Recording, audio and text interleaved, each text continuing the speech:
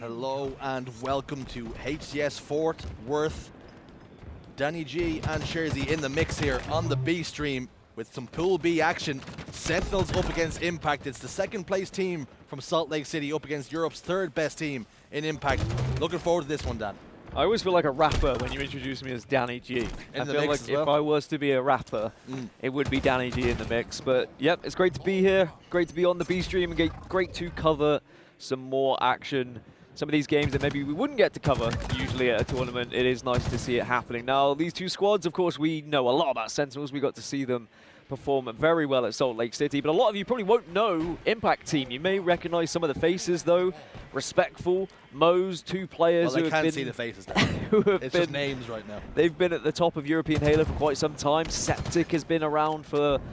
well, it feels like 10, 15 years now at this point, and Flux. I mean, these are all guys who have been at the height of European Halo. However, can they hang with the big dogs? Can they compete with Sentinels? I guess we're going to find out right now. Up until Quadrant had finished top 6, it was actually Mo's and Respectful who held the record as Europe's top 6 place in all the way back in Halo 5, but Halo Infinite hasn't been as successful for them, particularly as of recent. Although we can say Respectful did win HCS Valencia, so the most recent European LAN that we had, he was the champion in. And I mean, I get the chance to speak to a lot of these guys regularly, and I think it was actually after Salt Lake City I was sat in the airport with Respectful, asking him about, you know, where does he see himself going, what team the team's going to do, and he wanted to put together a team and be with players who believed they could push themselves to, you know, match the dizzy heights of Quadrant. He didn't just want to be a team that turns up to these tournaments, gets slapped around in pool play, and then goes home after a free holiday. This Impact squad, they want to be able to compete on the biggest level, and I tell you what, at the moment, it's looking pretty good in the early stages. Nice 15 seconds on the board for Impact. Sentinels haven't been able to find their footing just yet. Impact doing a very good job of keeping it scrappy, but as we say that, 4 dead. Here's a chance and an opportunity for Sentinels to rotate the ball towards Long Haul and indeed Blue. Spartans just popped the camouflage and it's heading towards C plat just to as an insurance policy. Shock rifle dropped as well, so Sentinels taking this one very seriously, making sure that the power weapons are in the hands of the people that do the most damage as Spartan fires one shot over towards Heaven. And this is a tough test for Impact, and for Sentinels perhaps one of those series that they look at and say, well, this is one of those easy ones. How good was Spartan last event, by the way? He really popped off, and I think he brought this team to dizzy heights. This was my worry as well, when you get Sentinels into a position where they can set up, hit the triple, does get it. He wants more as well. Oh. Mo shuts it down. Ball back in hands. 58 seconds though, to 19 and climbing. As he throws the ball up towards top glass, and that ball can rotate away. Flux, not short of experience either. These European players, they've been there and they've done it, Dan, but Halo Infinite has not been kind to them. No, and it's also, there's been a lot of mix matching with these guys, trying to find the right players, trying to be on the right team. Like, Septic was on the J-Lings roster, Flux was there on the J-Lings roster for a while as well. Mo's and Respectful have been around the block. I mean, Respectful was on Navi at one point, and now just watches on as the likes of Quadrant, the likes of Navi find their success. Well, Quadrant find their success. Navi at the moment, they make pool play regularly, but not necessarily having the success perhaps they would like as a European team. As for Sentinels, they were able to, I thought they were going to be able to hold on and get some real powerful ball time previously, but Impact, it was a good push. Even though Spartan was in a great position with the shock rifle, I was assuming that Sentinels would be able to get a few dead, carry on with the ball time, but it was a solid push from Impact, and they've shown some promise here in this first round of ball. Yeah, particularly Mo's having a good start to round number 1, 10 kills, 4 assists, and just 3 deaths, so whether or not they can start to build on that. Not out of this round number 1 by any means or any stretch of the imagination. Falcate gets one on long haul, rotates over towards goal, ball tossed up towards his direction. And here they have a setup of some description. 2 alive though, so Impact have the numbers advantage for the moment. Falcated was amazing at Salt Lake City as well, one of his best tournaments by far. I think that a lot of people maybe think Sentinels overachieved at second place, but I don't think you can really deny how well they played and how much they deserved that second position. Taking down FaZe was something that I think meant a lot to this roster for many reasons, but also it just shows that you can compete with the top teams, and now Sentinels will be considered that. They were like looked at as maybe, you know, a top 6 team, could probably break into top 4 on a good day, but no, they finished second place And even though the final at Salt Lake wasn't necessarily as competitive as I think we would have liked, it was their first event. You know, it was their first event to really show what they were made of. I think that now this event, they've had that time to mature as a roster. They've got into that final. I think they would have learned a lot at Salt Lake. Yeah, I think they definitely, the narrative was overachieved. I think that's vastly unfair. Yeah. They beat the reigning champions at the time in 2 best-of-5s. That is by no means luck. That is dominating, and that is playing the better Halo. And that was something that FaZe would have to go back and look at the drawing board and say, listen, these are some of the mistakes we made, and these are some of the opportunities that we gave Sentinels. And you give a team like Sentinels those chances and those opportunities to set up, they will punish you. Lunch has been served, by the way, just to let you know. Oh, lovely. We've got 2 back-to-back series here on the B stream, though, so we don't get to eat. Is anybody going to give us food? I don't know. Well, to be fair, we could eat between games. I could eat whilst we cast these games if we really wanted to. I don't think anyone's actually policing the B stream. It's free reign. I'm not sure anyone we do what we want. from here is listening to the B stream. People don't even know we're here. It's only you guys watching at home that knows we're here, and I tell you what, we appreciate you being here right now. We do have to apologize at the same time for some people might have expected to hear no comms, just gameplay, and that's how some people prefer to view these things, and we're messing it up for them at the same time. They can always mute. 7 seconds required for Sentinels. And it looks like with Impact only having 1 alive, this is going to be the first round going to the Sen roster. And even though 50 points on the board for Impact, it never really looked comfortable. But slaying-wise, I mean, they outslayed Sentinels. But I think that that's a demonstration of the differences in these two teams. Sentinels don't care about slays right now. It's about setups. It's about getting that perfect position so you can get the ball time. And I feel like in objective games, Impact are going to struggle here against the Sen roster. Stackful goes top tower. Gets sent to sleepy time. And they're entering back, 3 dead for Impact and 2 for Sentinels here. Hold on. Bounds walking past. I thought he was playing on the main stage. Have you won already? They should be still playing, right? It was SSG versus Cloud9 on the main stage, and Bounds already left.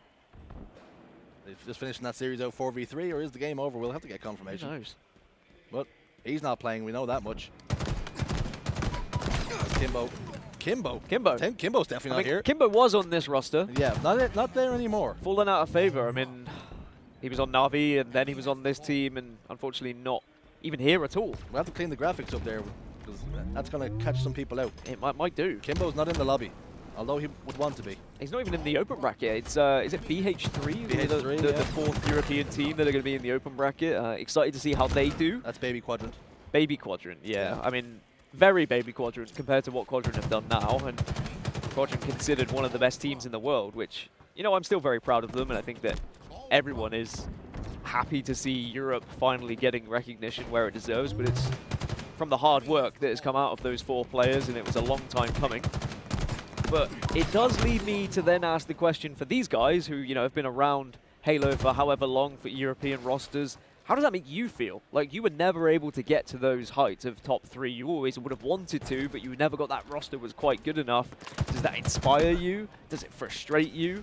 I always try to pick the brains of some of these guys, but there's a lot of team changes that sometimes hold them back a little bit. But 31 seconds on the board. It's been a far better round 2 here for Impact. And tell you what, 18 kills for Mose, 13 for Flux.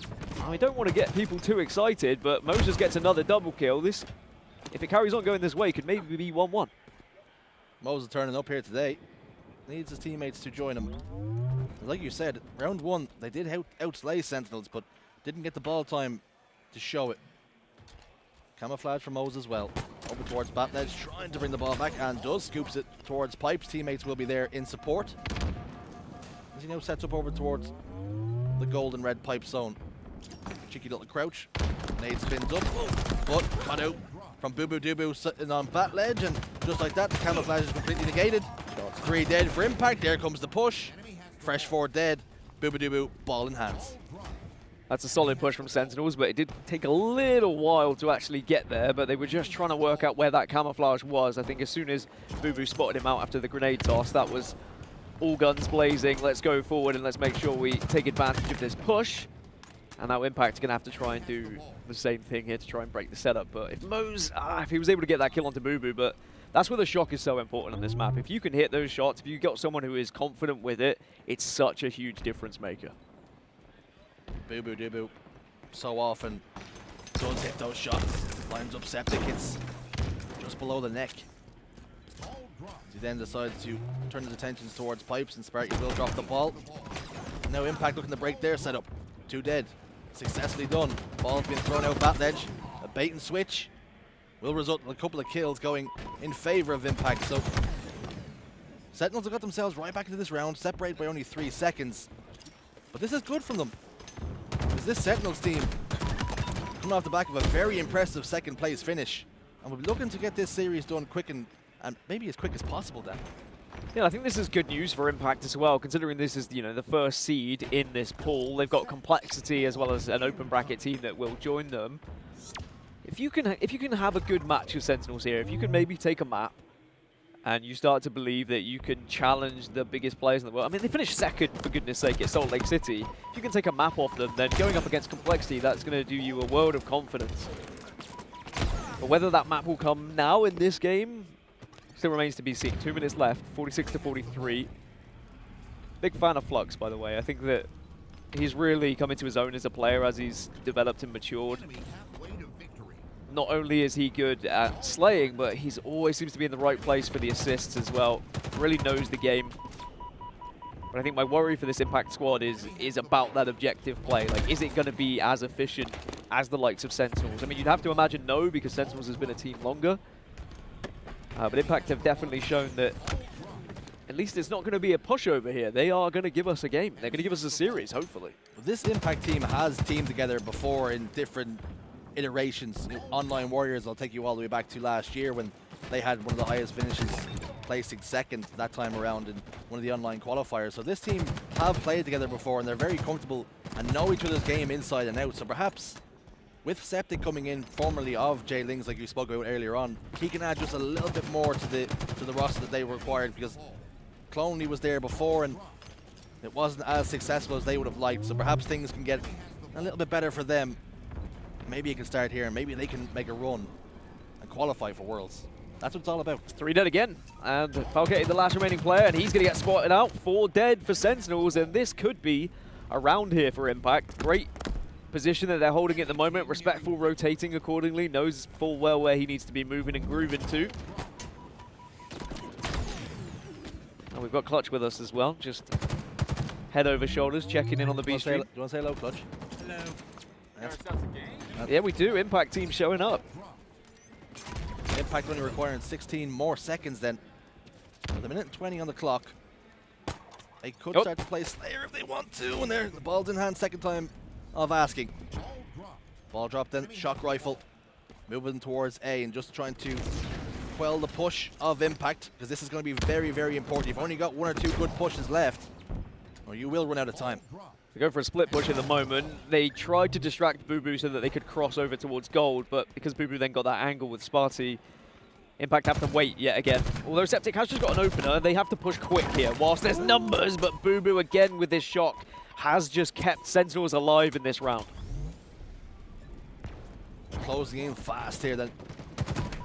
Only 5 seconds separate the 2 teams. Respectful will lose out this time. When gunfights like that start to go against you, you start to worry. Bat ledge going to be a trade then. Numbers still just about, and spawns favouring the boys on Sentinels, but Impact have moved closer to the ball. Shock rifle one not able to connect. Falcate picks up a massive double kill. Just like that, all 4 dead for Impact. They maybe have 1 more throw at this. Yeah, 1 more push. You spawn over towards blue. You've given that information now, so you have to go quickly, and there's just going to be nades waiting for them here. Falcate on the shock rifle might have just put the final nail in the coffin here for Impact. Game 1 then. Looks as though it's going to be business as usual for Sentinels with a 2-0 oddball win. Very impressive, but Impact showing that the signs of life there, and they could be a difficult task for anybody in this tournament. But it's Sentinels who go 1 game to the good. 2 away from that clean sweep. Very impressive start from Impact, but again, Sentinels just showing why they are one of the best teams at this tournament. We'll have to see whether Impact can do a little bit better in map number 2. Just a quick look at the stats. You can see it was very impressive slaying-wise from the blue team, which was Impact. But Sentinels, they were just far more efficient when it came to the objective play. Any players in particular that stood out there that you would be looking at? Mo's had a very good game, but Falcated as well, 27 and 20. Falcated always showing up, was amazing last tournament, seems to be carrying it over to this tournament as well, which I think bodes well for Sentinels. I think that can be a real tough pill to swallow for Impact. When you come that close in a round and then you throw it away in those final moments, those are the kind of games that really suck it out of you. So they just need to take it for what it is. We really challenged the second seeded team at this tournament and we played well, but we'll be back with map number 2.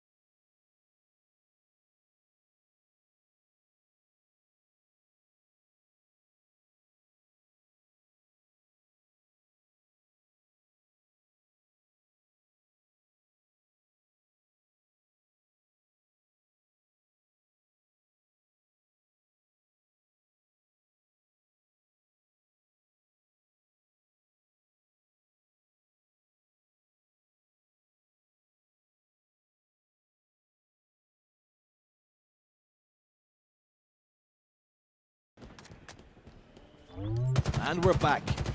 Game number 2 then. Sentinels hold a 1-0 series lead. An Impact looking to bounce back. They're being largely competitive in game number 1, but just not having the objective efficiency you would like to see. Maybe that will come as the tournament progresses. But as it stands, the perfect start for Sentinels. It's 4 kills to 2 and Heatwave for Falcated. I think as the day goes on, as the weekend goes on, I'm going to see what things I can do in those breaks between maps 1 and 2, and 2 and 3, and maybe 3 and 4. Like a quick bathroom break, maybe. Do you reckon we can get there? A little food break. That turnaround was pretty quick. Have a little a little jig on the side. For those of you who don't know, a jig is a dance. It is. And it's Falcated dancing over towards the flag. Although there's no flag there today. Well, certainly not right now. Yeah, and you'd feel like if Impact are going to get a game here, considering how well they played and how well they slayed in map number 1, a Slayer would probably be their best chances. I know it's cliche at this point of lower seeded team should win Slayer or might win Slayer, but it is usually the most open game. It's usually the most fair game when you look at 2 teams who are varying in kind of skill level, I guess is the best way to put it, as Lethal tries to make it 3 but doesn't quite. The one thing that worries me with Aquarius Slayer is that there is still a very big element of control here, and if you do start to gain a lead, or let's say Sentinels gain a lead, they know how to put this game to bed. On board, disrespectful, and he's been put to bed. 2 dead for Impact. And already a 6-kill lead for Sentinels. Will just be finding their feet again, going up through the gears. This is the perfect sort of test match for them. So as the tournament progresses, no doubt, the level of competition and opposition will increase. Impact still trying to piece it all together, being a fairly new team, certainly with Septic on the squad, playing mouse and keyboard, and one of the only 2 players who are actually on the keys. Yeah, mouse and keyboard players, I mean, starting to rise through the ranks a little bit, also starting to appear a bit more in matchmaking, thanks to a couple of larger personalities now playing the game. Of course, Summit has been a big advocate of Halo recently and has been playing a lot of mouse and keyboard, of course. So it is good that we do have a couple of pro players who also use the same input, but 22-11, it's not helping Impact Team much at the moment, and this is what I was worried about. It does tend to snowball out of control a little bit. 24-12 now. If you give Sentinels the freedom to roam around bottom middle, then I think that this game's going to finish quite quickly.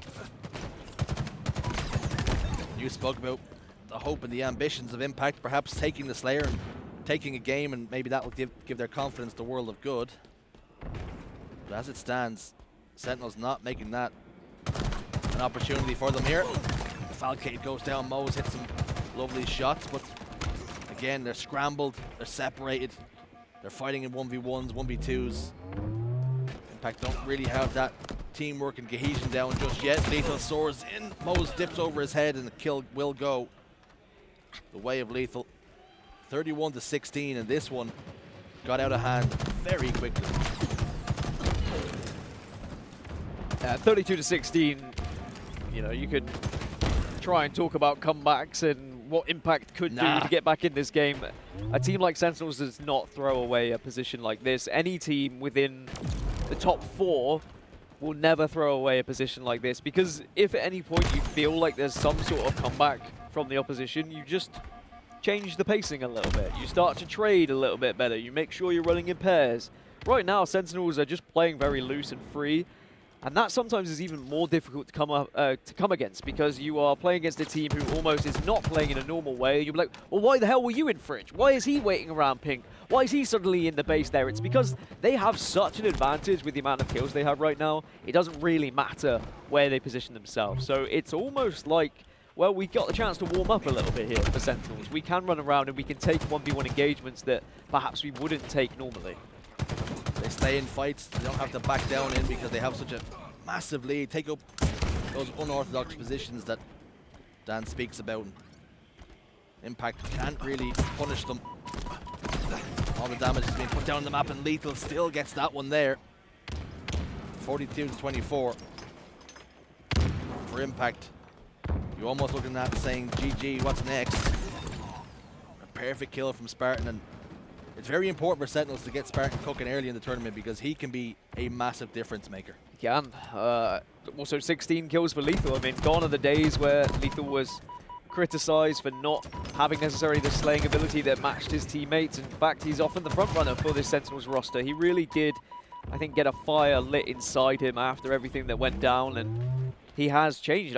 There was a period of time where Lethal was not performing as well as he could have, and I think that everyone knows that, he knows that, and now he is back at a level where he can be considered one of the best players in the world again, and I think that is a great place to be for him, as it's 48 kills to 29. 2 away from tucking this second game to bed. And for Impact Team, it's just about thinking about, let's go next. Let's start thinking about map number 3.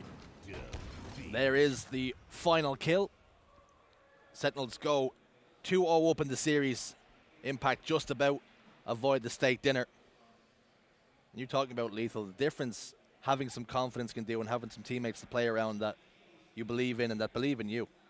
Yeah, and you're always going to have that belief after a second place finish at Salt Lake City, only losing out to Space Station Gaming, who are due a win. Let's be honest, it's been a while, and finally with their new roster, they do get that victory. So 18 kills then for Lethal, and that's going to be map 2 concluded. And you know what that means, shows? It means we'll be back later for map number 3. We'll see you there.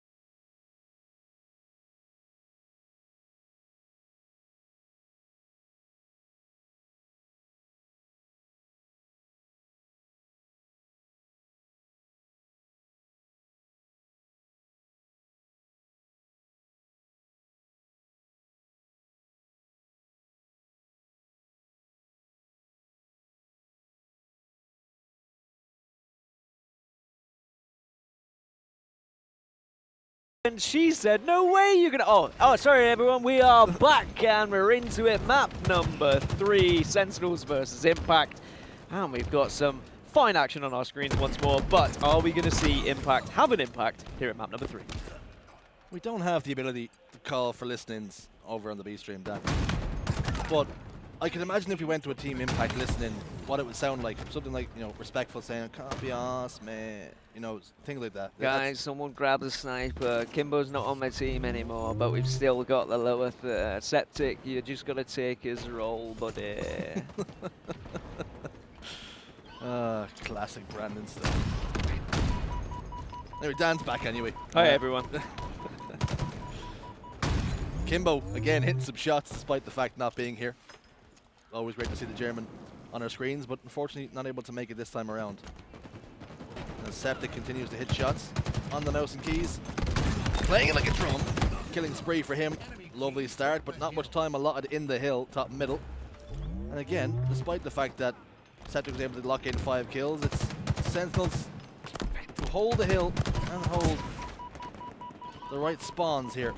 They have glass control and ensuring Impact spawn over towards blue and indeed S1. I always think when we come onto Solitude, I'm like, well, what Halo 5 players do we have? But for the most part, I mean, I think most Halo Infinite players played Halo 5. There's an issue here, I would say, for Mo's and Respectful. There's no Storm Rifles. No Storm Rifles, no SMGs, no shotguns. I will say, I do give them a lot of grief because at the start of Halo 5... Because they camped in flowers, Dan. They did. With shotguns and Storm Rifles and lit me up anytime I walked in there. They ruined my matchmaking. There was a period of time right at the start of Halo 5 where I was considering competing. Yeah. And the likes of Mo's, Respectful, Lunny, with their Storm Rifles and Assault Rifles ruined my life. Yep. And thankfully I got the chance to commentate instead, so I didn't have to go up against them because I'm sure it would have been even more painful on land.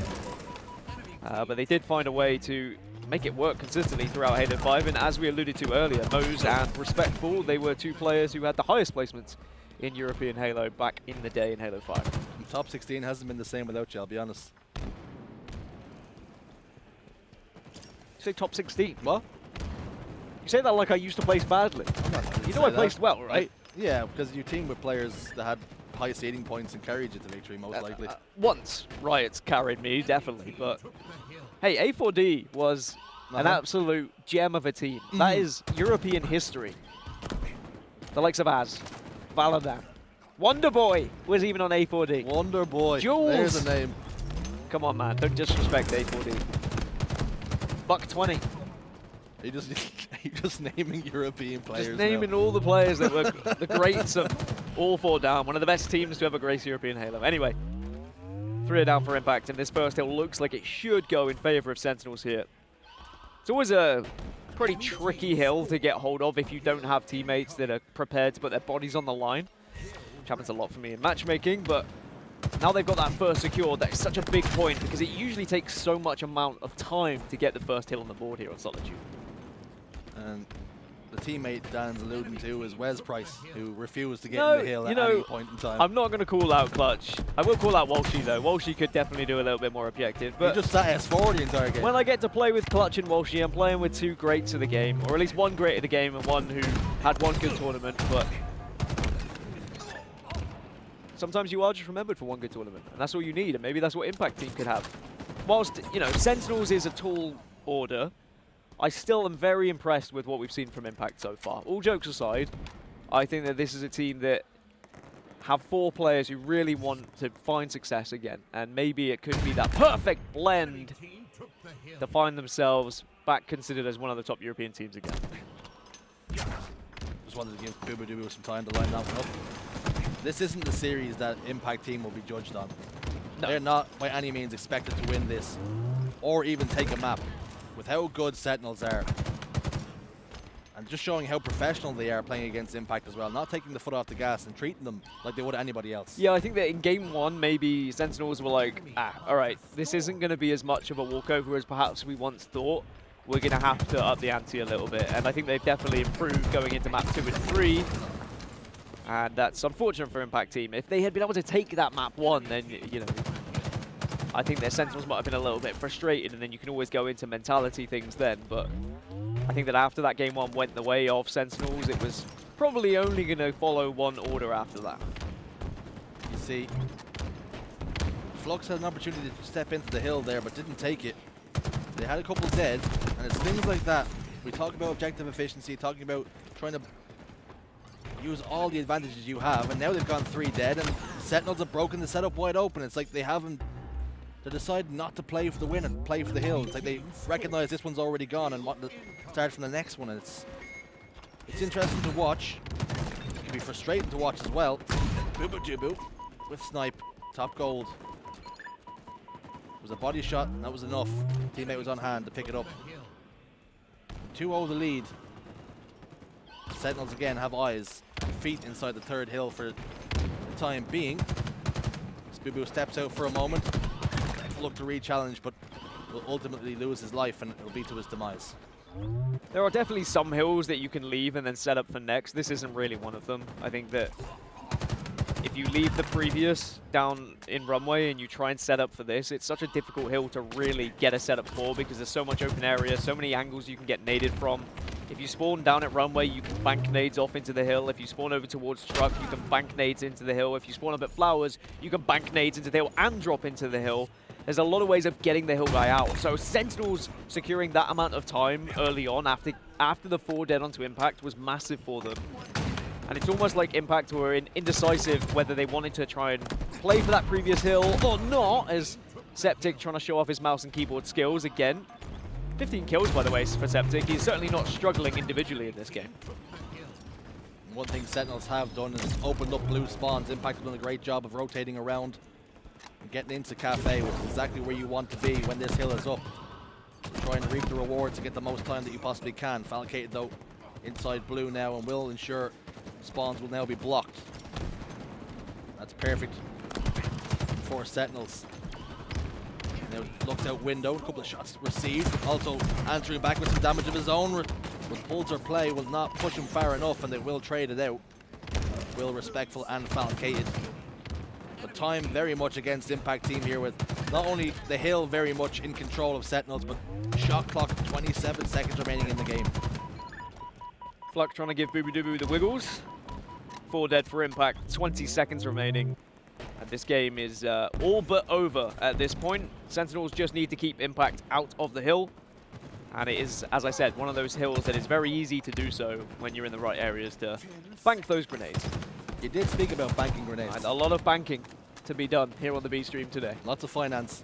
Don't get your tips from Dan Gaskin, I tell you that. Time will just dwindle down. Respectful's in the hill trying to make a hero play, but it's all in vain as Sentinels do complete the clean sweep, and they looked as good as we expected.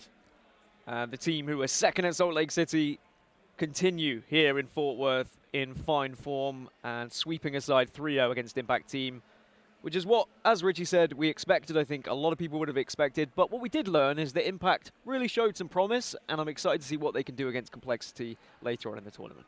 Well, Sentinels go 1-0 in Pool B, and Impact go 0-1. Up next for both teams will be Complexity at some point and an open bracket team. But it's Sentinels with a 3-0 clean sweep. We'll be back with the next series right after this.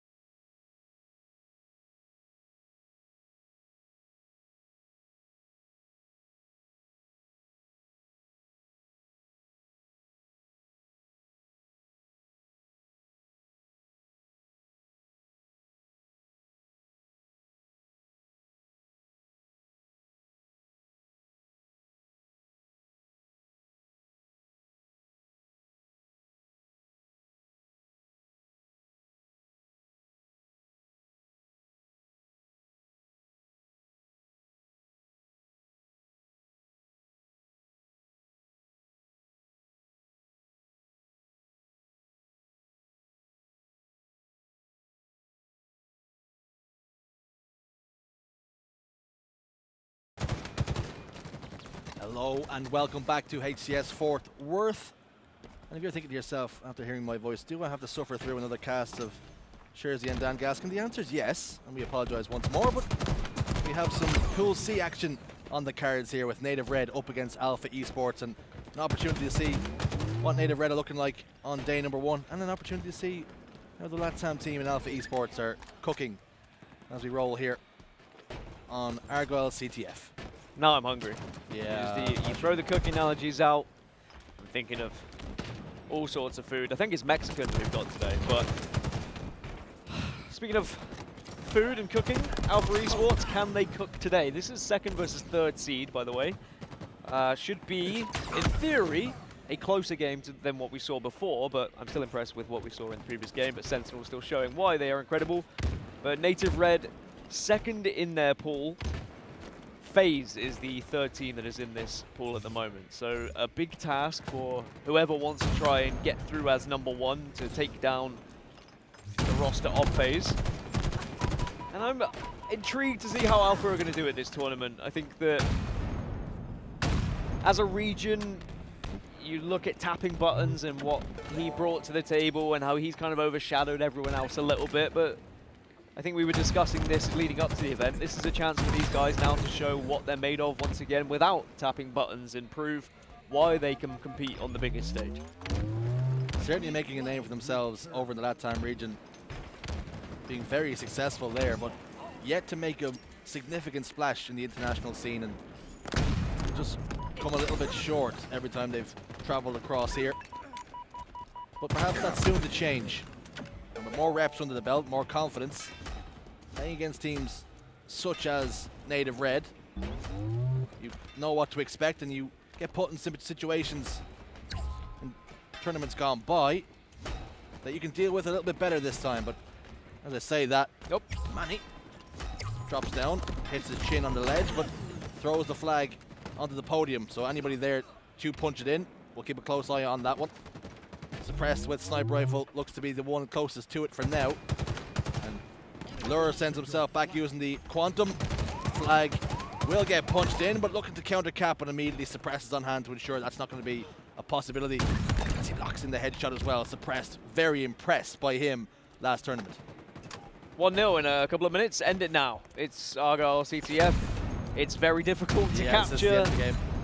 If you play it right at 1-0 as a pro team, you should very rarely throw away a lead, because you can play in a way where you kind of bait, you hide around corners, you just play defensive, and it's so difficult to crack that code, especially if you are not a roster who is well versed in doing so. Now Alpha, I'm sure they've put in plenty of time, but Native Red can make this very difficult for them now. But I imagine Native Red, being the higher seed, being the more experienced squad, they're going to want to try and make this a quick 3-0 sweep. Remember, it is playing to 3.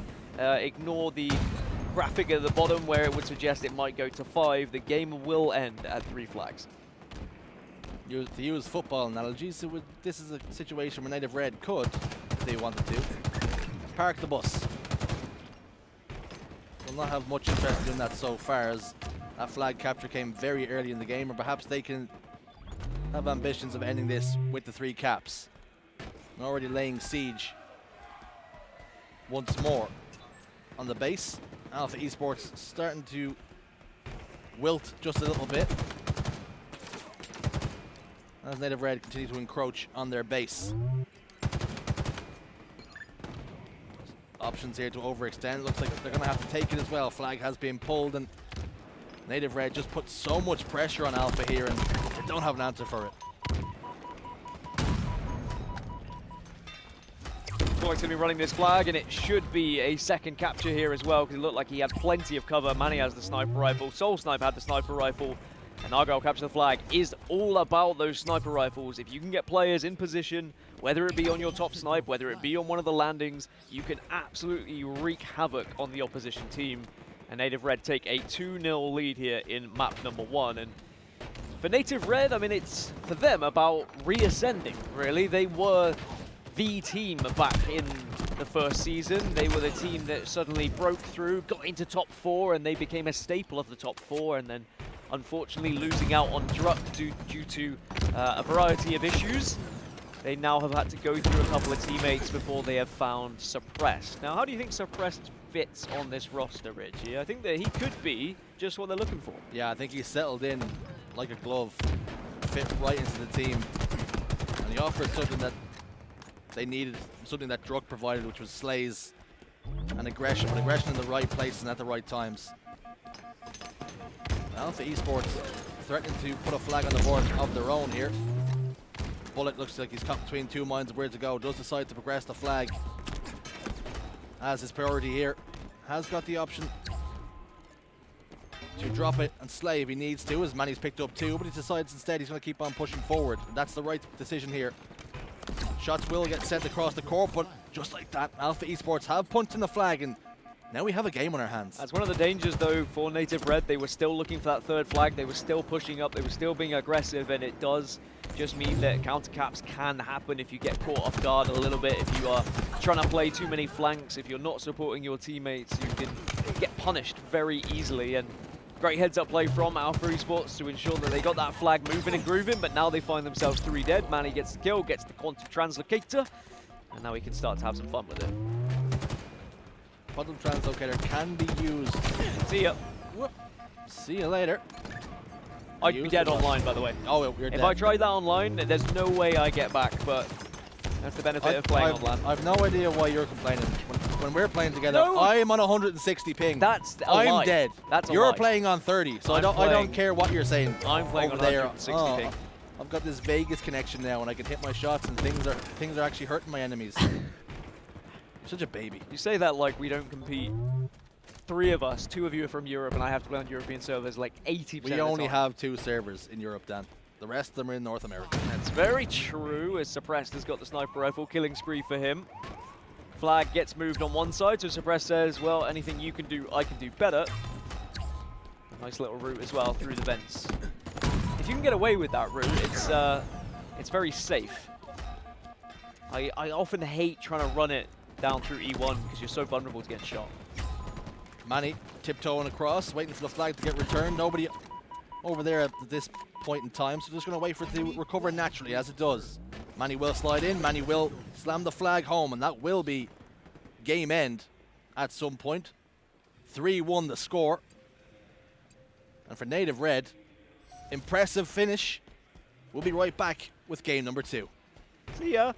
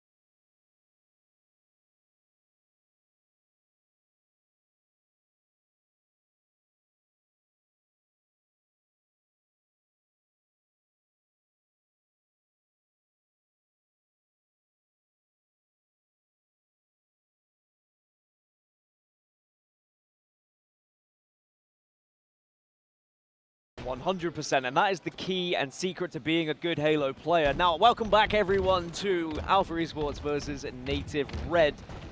Here's going to be a perfect chance for Alpha to maybe get back into the series. The old cliche, it's going to be a Slayer, the lowest seeded teams. And as for Native Red, we know how quick they move, Shurs. They like to move, they like to groove, and they fly around the map as a unit. And with Suppressed being added as this fourth, I do think that they have another player who can move and groove with them. Native Red share a very similar playstyle to Quadrant. How do I get this BR, by the way? It's level 100 in the Battle Pass, Ah.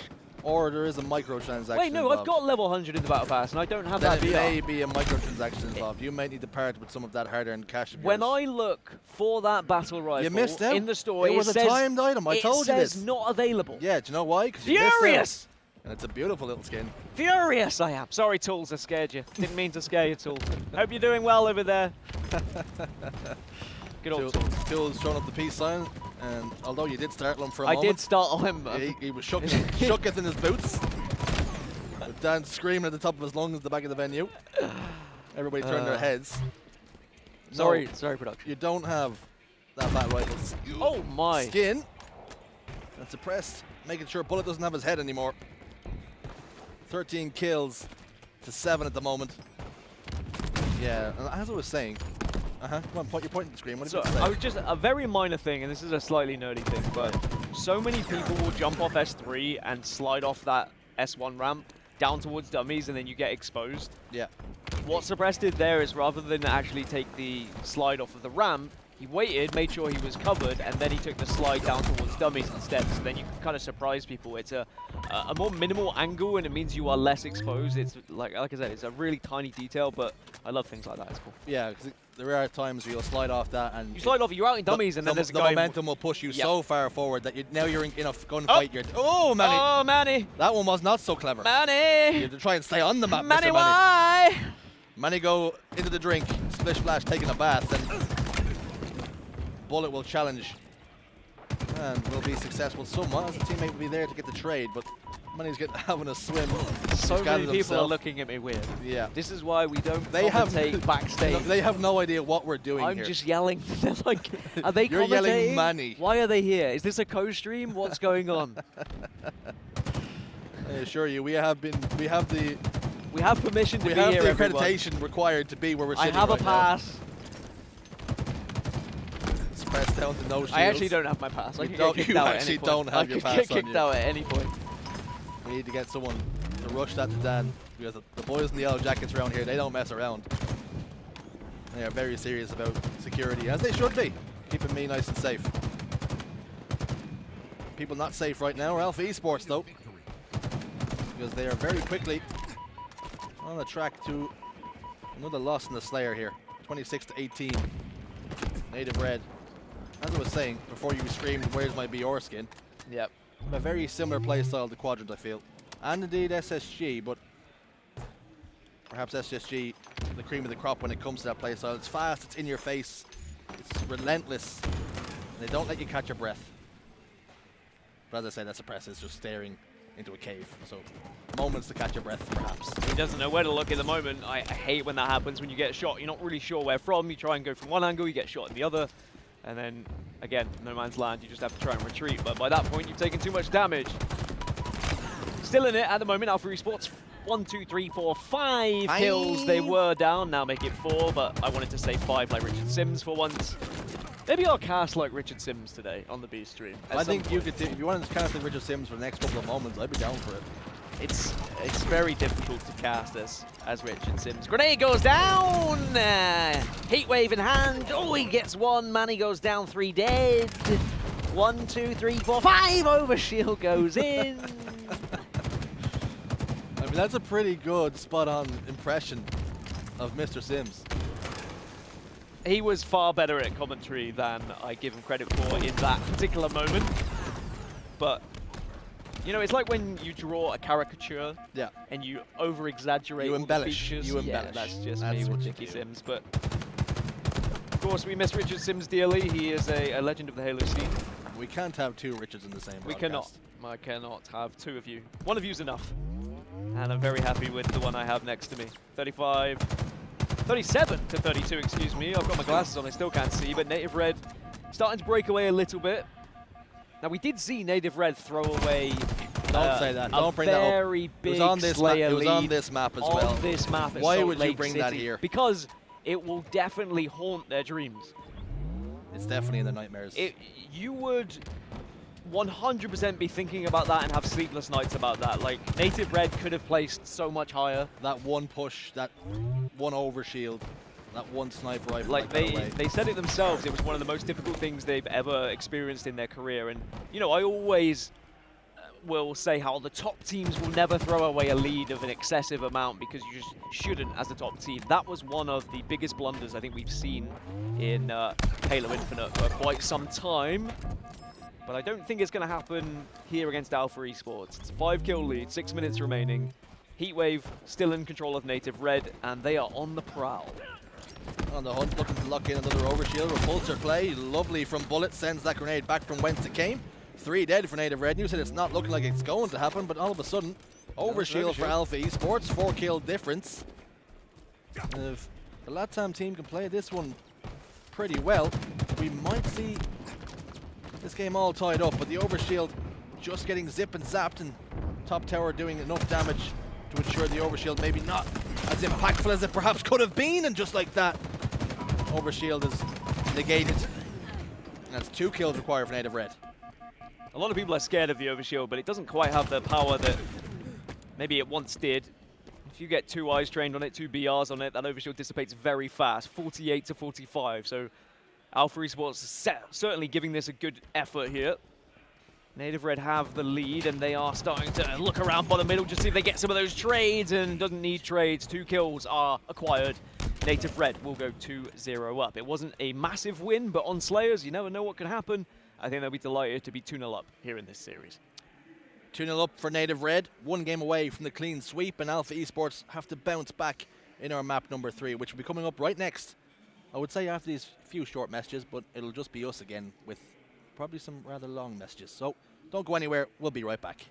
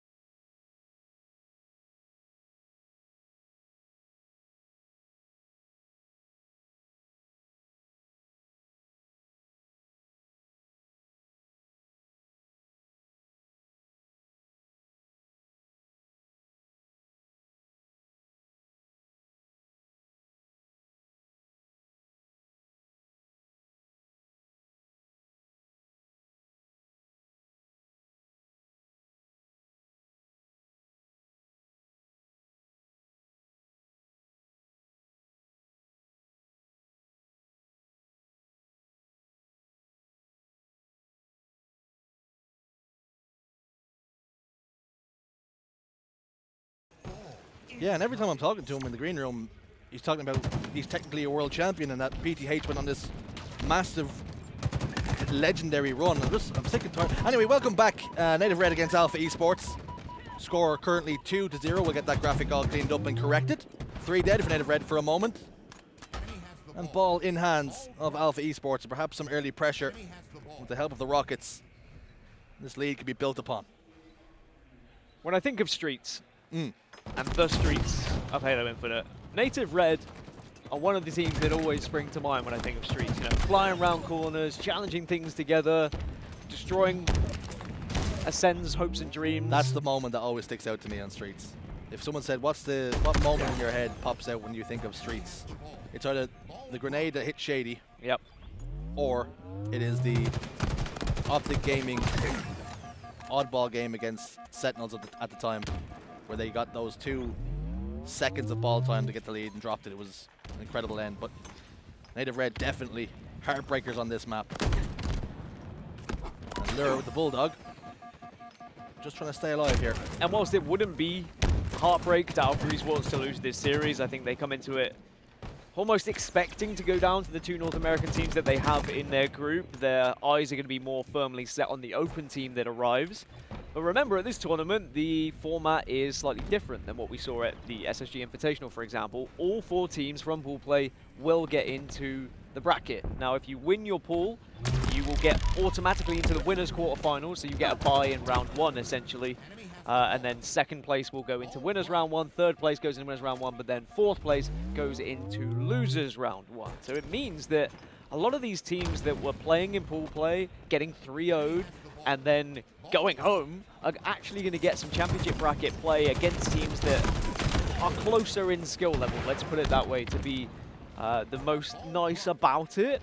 And that makes me so excited, because I don't feel like some of these teams have had the chance to truly shine because they are outmatched at times, and that's at no fault of their own sometimes. They don't get the practice. Like, how often do Alpha get to play against Native Red, for example? How often are they going to get to play against FaZe? These are going to be brilliant moments for them to really get some reps under their belt. And it is Worlds qualification at the end of the day that these teams are prioritizing above all else. The more games they get to play, the more reps they get to have on LAN against some of the best teams. It can only mean improvements. It can only mean you sharpen the tools and your blades to go again. It's important to note that although Alpha play against Native Red and indeed FaZe in the pool, that it could be the open team that they're looking at, and they have ambitions of beating them.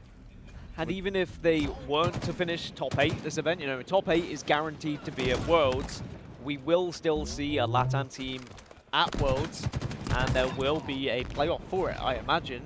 I know for the A&Z teams, there's going to be a playoff happening between the teams that are outside of the top 8 to try and see who's going to be competing for that one. We also have 2 European teams that will go via points, 4 North American teams that will go via points as well, and then the 8 top teams from this event. So that's what everyone's playing for. Worlds qualification, of course, is the name of the game. But then once you get past that, it's starting to think about the bigger picture, the prize money, the respect that you can earn from your peers. And for Native Red, they want to find themselves back into that top 4 again. When you think about it, for a lot of Halo players, sometimes some of your ambitions might be the chance that you got to play at a Halo World Championship. You were amongst some of the top 100-200 players in the world at any given stage. And what a story that is to tell your kids, your grandkids, basically anybody that would listen. And like I said, your Uber drivers, honestly. Yeah, anybody can be listening to what I'd be spewing out of me if I became a player to represent any team at a world championship. But it's Talek with hands and ball in hands, not hands and ball. That's a different thing entirely. We did have an Uber driver yesterday who we told Dave Walsh was in the car, and we told him how famous Dave Walsh was. And we were basically selling Dave Walsh. I don't know why we were doing that. And the guy who had no idea what Halo was believed us and wanted a signature of Dave Walsh for a friend. Now, we could have been lying for all that guy knows. But he didn't even take a picture to confirm it was Dave Walsh. Didn't even take a picture, just took a signature from Walshy. That was good enough for him. He was happy as 3 dead once more for Alpha.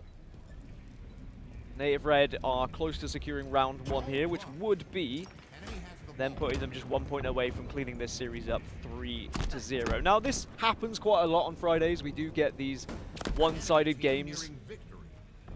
but it's still good to be able to cover them, be able to see them on our screens, and just kind of get an indication of how well some of the top teams are playing before we get into that bracket play. And it does seem like Native Red are looking pretty tasty at the moment. 90 points on the board. It is more often than not we see the teams that are favored, the seeds do play out this way, and we get 3-0s pretty early on a Friday as Native Red do close in on that round number 1 victory, and they secure it. Round 2 coming up in just a moment or two, but maybe we can turn the B stream into we also go for a break after each round as well. Oh, we stop the game. As much downtime as possible. I jest. Do we get paid by the hour? You're getting paid. Oh. Damn it, every single time they coerce me out here. They just offer me sweets and treats, and I'm like, I'll do it, damn it. It's 4 dead for Alpha Esports. Rockets for Manny. He's over towards Cafe, and it's important for Native Red to get these reps in to show that they're still looking as good as always. And I have to say, although Alpha Esports won't be judged on this series, much like Impact weren't before, for Native Red, you could very easily slip up in a Slayer in a round of oddball, and they haven't. I mean, individually, we're on the POV of quite a lot of these guys from Alpha, and they're still hitting shots. It's not like, I mean, these guys are still, don't get me wrong, fantastic players, and would probably roll the majority of people in matchmaking as well and have dominated their region, but there is a gap between the top kind of 6 and the bottom 6 in the HCS, or maybe the bottom 4 in the HCS, that's for sure. And that naturally happens, especially with regions and not being able to practice against one another. One of the main reasons why we saw Europe finally come to life a little bit as a region is because they started boot camping a little bit and having that practice against these North American teams who have been the giants of not just Halo, but console esports in general. North America has always been the big bad dogs. Do you think that's the next step then for these teams, naturally, is for the ANZ and the LATAM region to try and get over and boot camp a week or 2 before every event? I mean, yeah, you'd love to, but you need then support from the orgs. You also, it's a lot of time, a lot of commitment. A lot of the other regions and the top players are sometimes part-time players. They are not necessarily the full-time players that you see in North America. They are still working other jobs at the same time, so you then have to get that time off work if you want to commit to being that pro player lifestyle that you'd love to achieve. And then it's also about finding teams to boot camp, because you've got to convince these North American rosters that it is worth their time to play against you as well. That it's not just going to be an easy 3-0 in each series, that you are going to be able to put up a good fight. So it isn't as easy as it sounds as just coming over and boot camping. There's a lot of planning that goes into it, and I can understand the trials and tribulations that a lot of these teams have to go through. Especially, I mean, we got the Australians having to come all the way over. It is an Takes them 3 weeks, I think. Unreal distance that they have to try and travel. You say 3 weeks? 3 weeks, yeah. By a boat. Give or take 3 weeks. It is a hellacious trip for them boys. But with Native Red in mind, I think Clutch said it when we were prepping. He thinks this Native Red team can beat anyone on any given day. He can see this Native Red roster winning a tournament. Now, when they had Drug, like, they were on that ascendancy, right? They were getting into top 4, they were beating teams, they were having those good matches with your optics, with your SSGs. They took a massive step back when they had to replace Struck. Boehm, I feel, was just a temporary replacement who was a coach. He came in, he had seeding points, he filled a gap temporarily, had an amazing tournament when they still got top 4, but then I think it was evident they needed to part ways when they weren't able to really find that same success the tournament afterwards. Now it's suppressed on this roster. I mean, 22 kills at the moment. He's really feeling himself. Hopefully not too much. And Native Red do look like a team who can definitely compete with the big ones. 51 seconds to 17. 1 round advantage already for Native Red. It has very much been business as usual as they continue to slay and compound the misery. That's what Suppress said when security tackled him. It's just business as usual. As Tog passes the ball over towards Cafe. As Native Red remaining dominant in the series. much of the expectations of everybody here. 4 shots for Talik as well. So the big question is, the third team in this group is FaZe. Yeah. Native Red versus FaZe. I mean, FaZe are going to have a big point to prove after their performance in the SSG Invitational. Coming third is definitely not what they would have expected. And I think that that is only going to be bad news for anyone that gets in their way in these early stages, because I think FaZe would be very well prepared, and Native Red are going to have to be on their A game. But this has been a relatively comfortable one for Native Red. I think you hit the nail on the head. They didn't slip in the Slayer, which could have been the banana skin in this series, and now they find themselves only 16 points away from taking this series 3-0. They've been cruising for large parts. Alpha Esports have tried to keep it competitive. But like you spoke about, it's just a golfing class. There's tiers in the HCS.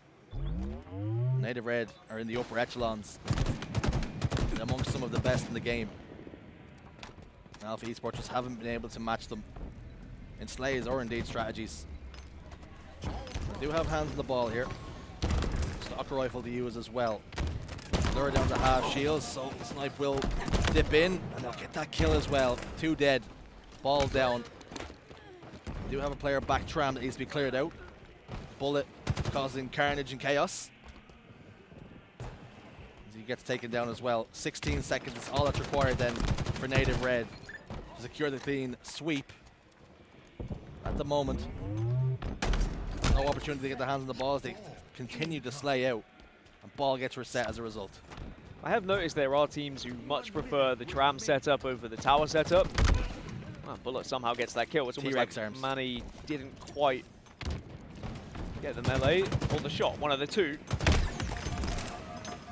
But speaking of, I think that Alpha much preferred when that ball was in tram, so the fact it got reset is probably frustrating for them. But time against them now, they have to have a very solid setup here with minimal downtime to try and catch up on the 84 seconds that have already been accrued here by Native Red.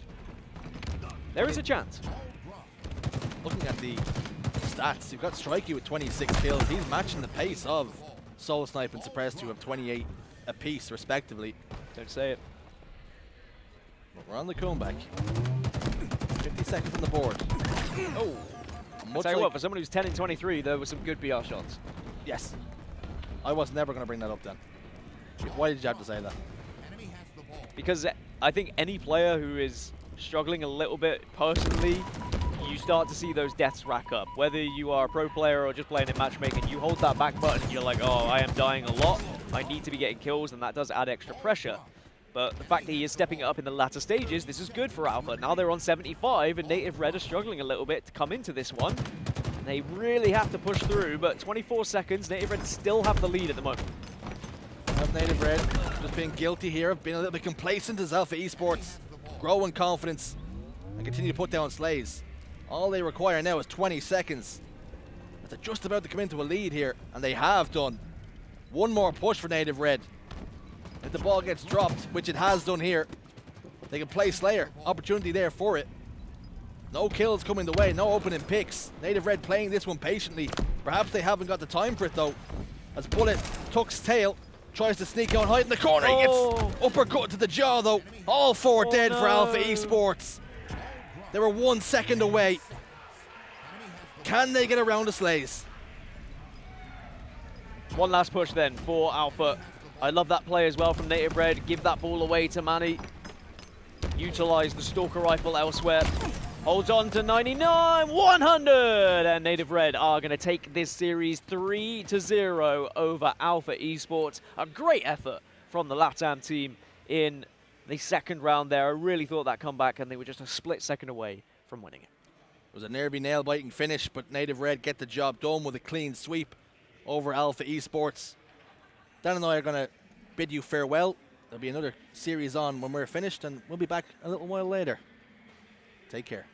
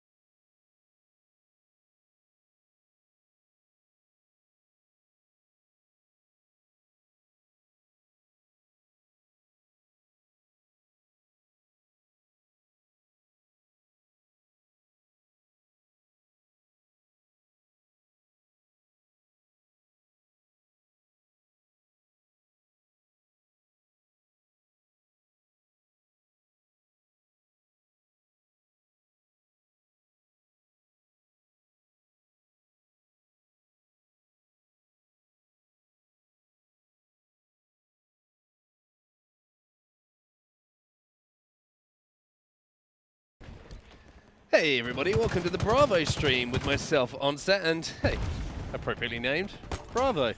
Big game here, Andy. Welcome back to 103.9 KFM. Checking out Cloud9 versus Navi here in this Pool A match. And in all seriousness, though, great to be with you here on the B stream. And excited because, Mark, this is one of our biggest matches, to be honest, in the context of pool play. And, of course, therefore, also Worlds qualification going to be a very fun one to keep track of here. It certainly is. And just to let everybody know at home, we've been given chairs for this series, which is a rare treat for us. Why we're speaking like radio hosts. Yeah, I feel very comfortable. And hopefully one of these teams is feeling comfortable in this series because as you mentioned quite rightly, this is a very big game in pool play. Usually pool play games, you kind of like, it's not too much riding on a lot of them, but this one, really important. This is potentially for second place in the group, you would say, if form would go the way of SSG, who you would expect to maybe take home the first place. But these two teams, very tightly matched, you would say. I know that Navi have been putting in a lot of work between events, understandably so, because, I mean, they've not been great so far this season. Don't really know what else to add on to it, but they've really been working hard to try and put something together. And Glory, the new pickup, he's had a little bit of time to mesh now. Yeah, we should talk about the results of these two teams, just in case we have people tuning in here that might not be familiar with the seasons have looked like so far. We do see a potential run getting developed here. Going to be some kills in the back of the base. 2 dead for the side of Navi. And actually, nice job here from Mighty Snipe Drone as your last 2 alive to stop that run. I'll get back to the team placing so far, but a nice stop there from Navi. That'll be 3 dead for Cloud9, and Navi fights out of that one pretty well. Yeah, they do. And I was going to say, there was almost a battle of the cheekiest angles you could find there. Mighty's and I think it was Rami who was down on the bottom of the base, but it was eventually won by Navi. A good defensive stand from them. Now, Flag is a game type that Navi have been strong on. They always say, don't beat Navi on Flag. Navi Flag unbeatable. Well, we'll have to see if that is the case here in game number 1. That will be the case. Now, back into the team placings, as we said, if you're just joining us with these two teams, maybe you haven't tracked C9 and Navi all year long. Maybe you've been following only really the top 4 to top 6 teams here. We look at this run that's starting, by the way, for Glory, the newest member of this team. Snipe shot barely misses, you can tell by the audio cue. And sounds like someone is snapping metal parts behind us here. 2 dead for Cloud9, and Glory going to just dodge the shot. Oh my goodness. Because he clambers as well. He almost gets away with it because of the unexpected clamber, and I think this flag every time 5 snipe shots go by. He's Neo. Only one of them catches. Now Jimbo with the sniper in hand as well. 1-0 in favor of Navi, and as you said, Navi with a very nice CTF start. I mean, I'll talk about the team placings eventually. Not now, though. Honestly, hold up. All right, go. Now's a good time. Yeah, now's a good time. You missed the shot. It was the last one. Shot doesn't connect there for Snipe Drone, but we'll talk about Cloud9. Top 12 in Salt Lake City. Of course, that might not be good enough here. Big fall off after their top 6 performance in Arlington. Talk about Navi, though, and as you said already, I think that sums it up. Top 16 in both SLC and Arlington. It simply needs to be better for them. That's exactly what they're looking to do here in game number 1. Snipe Drone can get around this corner. He has got cover. One player has wrapped back through the base. They're going to have to be aware of. Jimbo's trying to give him that cover, and Snipe Drone is more than aware of it. Jimbo has that sniper. Jimbo might be in a position to maybe pick up some really important kills, but last time it was Navi making the defensive play, and it was Snipe Drone picking up the double, where it was Rami who was doing it that time, but Snipe Drone's still in position and still alive here. Maybe to think about keeping this flag going. Gets the sniper rifle instead, and if you've got snipe in your name, as we always say, usually pretty good at headshots. Not Need so to much that time, that was just like concrete and stuff. Septify with 1 shot left. See if he can connect. Gonna check the lift. Actually, very well timed. Knew that someone was gonna lift for the grapple, and Jimbo gets punished right away as a result. Cloud9 looking to get some mid-map composure here, and this angle might be a good one here. A pre-nades from Septify is gonna do a lot. Keeps them 2 dead, and he continues to move on into screens. Sniper rifle coming up in 6 seconds as well, and Jimbo should be able to win this one, should be able to take down Septify. Unfortunately, blasted corner. I was going to say he has a romantic moment with the corner of the geometry. Got to be careful with the architecture there. It can get intimate very quickly, as Jimbo found out in a almost unexpected way. See what Jimbo can do on this push here. Gonna hope he doesn't get no-scope. He gets away almost to live the tail. However, in the end, it will be 2 dead for both sides. 3 dead. Nemesis is your last player alive on C9. Yeah, good push here coming in from Navi. And Mighty's, I've been lucky enough, pretty close friends with a lot of these guys on Navi. And Mighty's himself wasn't too happy with the pace at which he was playing the game in comparison to a lot of his teammates. He slowed it down a little bit. He's valuing his shields a little bit more. And I think it just gives him an opportunity just to elongate his life a bit more. And I think it's really, really been helping Navi. And a 1-0 lead in this game, certainly different. By the way, why don't we always cast like this? I'm so comfortable right now. I've got my legs up. We got to tell everyone at home, it is wild sitting in a chair while casting this game. It's very, very comfortable. Almost too comfortable, but don't worry, we'll stay with you here. 7:06 left in the game, and that 1 flag from Navi is still the flag that is the one that's counting. It has, for persisted here, this 1-0 lead. A Snipe Drone tries to connect on the extra one as well, but you got to think so many times we say, Mark, really only takes some Triton back of the dome. Almost goes it again here. He has to drop from the vent. It's quite an angle that he hit that first shot with. 2 dead for both sides. 2 dead for both sides. Should be an easy kill here for Glory as well. And Glory, individually, I think as the year goes by, as we see more and more of Glory, I think everybody is going to be so impressed with this young man. He's got everything you need to be a great Halo player. He's very, very individually skilled. Hit some crazy clips with his sniper rifle in his hands, but also he's got the mentality. He's a very calm guy. He's not afraid to give a solid, constructive opinion on how things should be played. And I was talking about individual skill. Rami just found it out for himself. Swiped onto the body, now challenging Nemesis, and confidence. Also, he's full of it. Absolutely. And you know what's interesting too with this Navi roster that I like is like, it's undoubtedly this feel that with Mighties and Glory, there's so much more that we're going to get out of these 2 nice shots. Almost turns another one as well. But you get this feeling with those 2. Septify is going to even things up a bit with a double off the back of that to make sure that the push does not come in.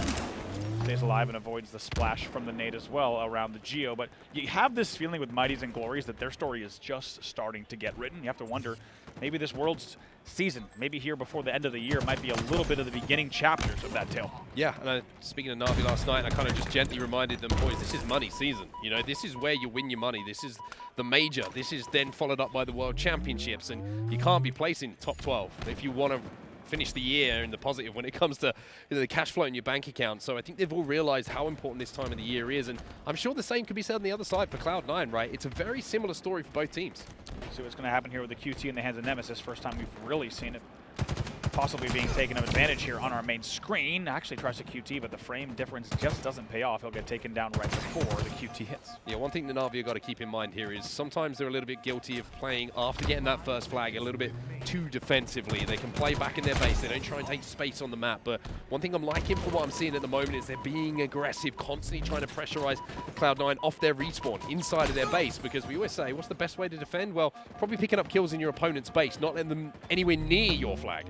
That is the case indeed. We'll see what Snipe Drone can do here. Septify actually does get first shot on him, but Snipe Drone down. Michael. A shot wins it. That will lead also to 4 dead as the run was starting. It's a big win from the front base there, and unsurprisingly, Glory is able to go halfway across the map without taking any damage thus far. Mighty gets one. Little slide coming in again, and this is what I mean about Glory. He really has hours on this game. It's 2-0. He didn't take a bullet. Navi with a fresh 4 dead and a fresh flag in the bag. It's 2-0 for them. 1 flag away now from closing things out. Really impressed not only with that flag run, but also with that rhyme from you, Mark. 4:06 left on the clock. 2-0. Navi looking very, very strong. What can I say? I'm lyrically lethal at times, Andy. Really am. Looking to add that to my repertoire. Couldn't agree more. Glory, though, having a great game. 14-9 at the moment. Both flags to his name as well. And now Navi playing tight. Banditos going to break some shields, but Nemesis has the sniper rifle here for C9. He's going to have to do a little bit of work with it, and you can see he's already picked up 2. So Navi on the back foot for now, but do have a significant cushion with 3 minutes and 40 left in this game. Snipe Drone narrowly misses there. Does catch the body, though. 2 dead here still for Cloud9. 2 dead from both sides. Let's see what happens. These next 2 kills are likely going to determine whether this run happens or not. And that's a big determining factor, and unlikely that Triton's going to be able to move this single-handedly. Yeah, I mean, there's a saying in Europe that Snipe Drone, he snipes like a drone. I like that. We're a smart bunch. He does do it! Absolutely snaps onto him. That's pretty good. That was very good, and just like that, Snipe Drone and team destroy that run. In a 2v2, it was a very, very well-handled battle to take out Nem top mid, and then focus to Triton, and then a 3rd kill on the essentially the first spawner. It's very, very nice composure coming in from Navi. They will continue to lead 2-0, and with 2:56 left on the clock, it's a very, very good place to be. And look at the difference, maybe just in one play, right? I mean, Mighty's previously hits the body, might over-challenge for that kill, try to get in, look for the trade, but instead just scarpers away, plays his life for a few more seconds. He does get taken down, but it allows your team to get in positions to help you survive and get back in the game. So it's fundamentals, right? It's small fundamentals, but if you can consistently do them, it's what makes you a good team. What makes you such a solid team, and Navi looking like that right now. Certainly are. It's a trade that comes in from Rami in the end. Mighty's is your last player alive, though, and with 2:25 left on the clock, this is go time, undoubtedly, for Cloud9. It was a 1v1 momentarily for Septify and Mighty's, and Septify doing everything he can to get across the enemy base and wait for some help here. Yeah, I mean, this is a good push coming in from C9 now. Navi on the back foot, and they've won a couple of these defensive battles, but Septify listening to the call-outs and maybe thinking about adding a second here. Great shots, especially without scoping in with that battle rifle to hit the 4. onto Snipe Drone. Rami now on the move, and here comes the flood from Cloud9. Now can Navi stop this flag run? A little bit of a stutter step here. Rami going to try and keep it going, but Navi are picking up a couple of kills, and once again, it's a defensive play coming in. And I want to talk about a young man by the name of Jimothy. Let's talk about it. AKA Jimbo, AKA Jim Bossity, AKA James Bradbuck. He's having a very good game here, 20 and 14. And he was a little bit of a question mark for us with his performance in the last event and stepped up here in game number 1. Certainly. Also, how about Glory staying alive? Back base in such an annoying way long enough for Jimbo there to spawn. Gets the kill from the elbow as well. And to be honest, Cloud9, a little bit of a force there. They tried to wrap the corner without getting all the kills. Wow, Triton with essentially a bull true on a QT grapple with a brainer. I don't know if I've seen that exactly played out at that angle before. Quite a play here from Triton, but with 113 left, it might just be style points without a flag. I mean, that was I felt that one at home. I feel at home right now, to be honest. And Triton's starting to feel at home right now, top middle as well. Hitting a few nice shots. Damn, can't get that flag out though. And even though C9 have been in some really good positions to get flags moving, they haven't quite been able to connect when it matters. But here's the grapple. Here's the flag. Can it get in the vent? No. And again, it's just that momentary lapse that lets them down. But that flag still needs to be worked to be sent home here for Navi. Xenia on the top, had to ventilate Glory someone. with a triple. Could be big here to just clean things out. 37 seconds left of victory lap here for Navi as they're going to have that flag come back home. Pop. Oh, Triton again. Like I said, we're not seeing flags on the board, but Triton, my God, putting on a show. What is happening? What's going on here? When did everybody just get like insane with no scoping? Let's do it again. Oh, thank goodness.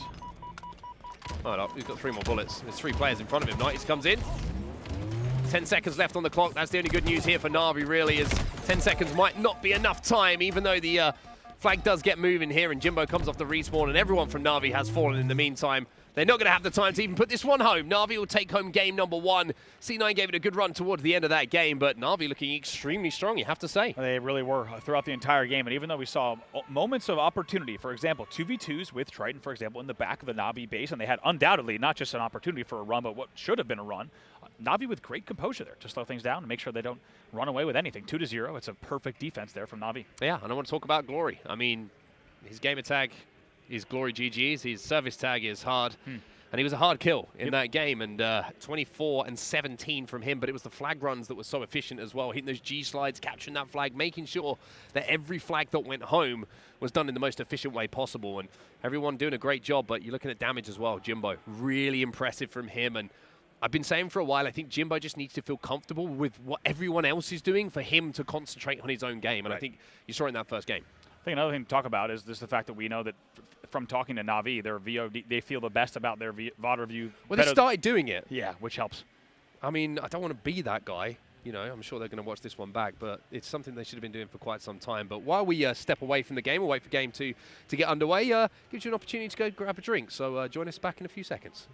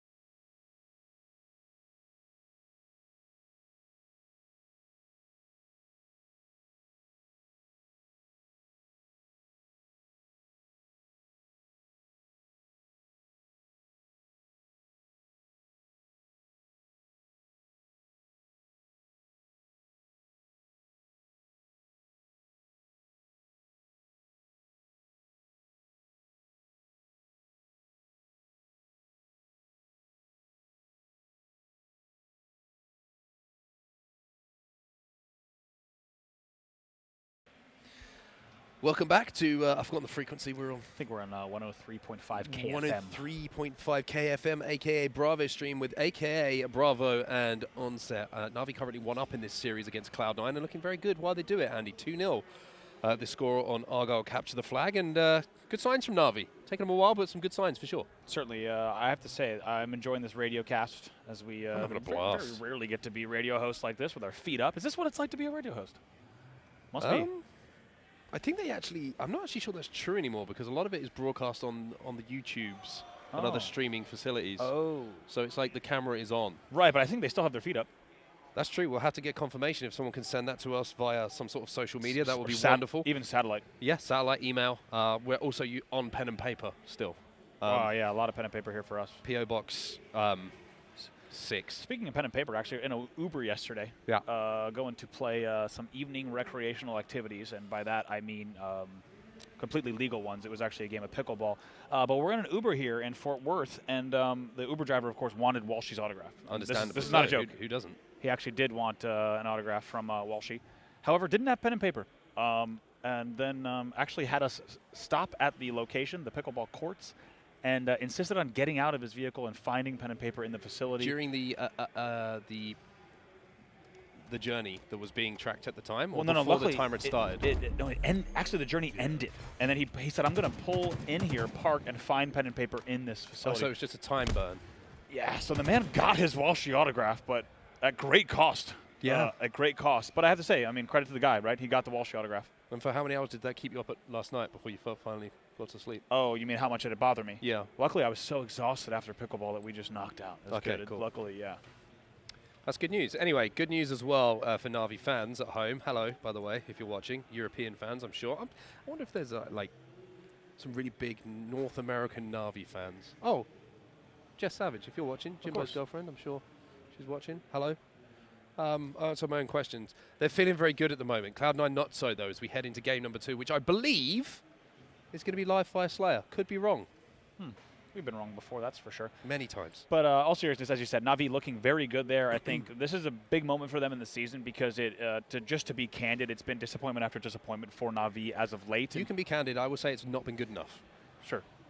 That definitely Please continue your thoughts. Yeah, not been good enough, and I think Navi fans and the Navi players themselves, as you said, we get to talk with them quite a bit.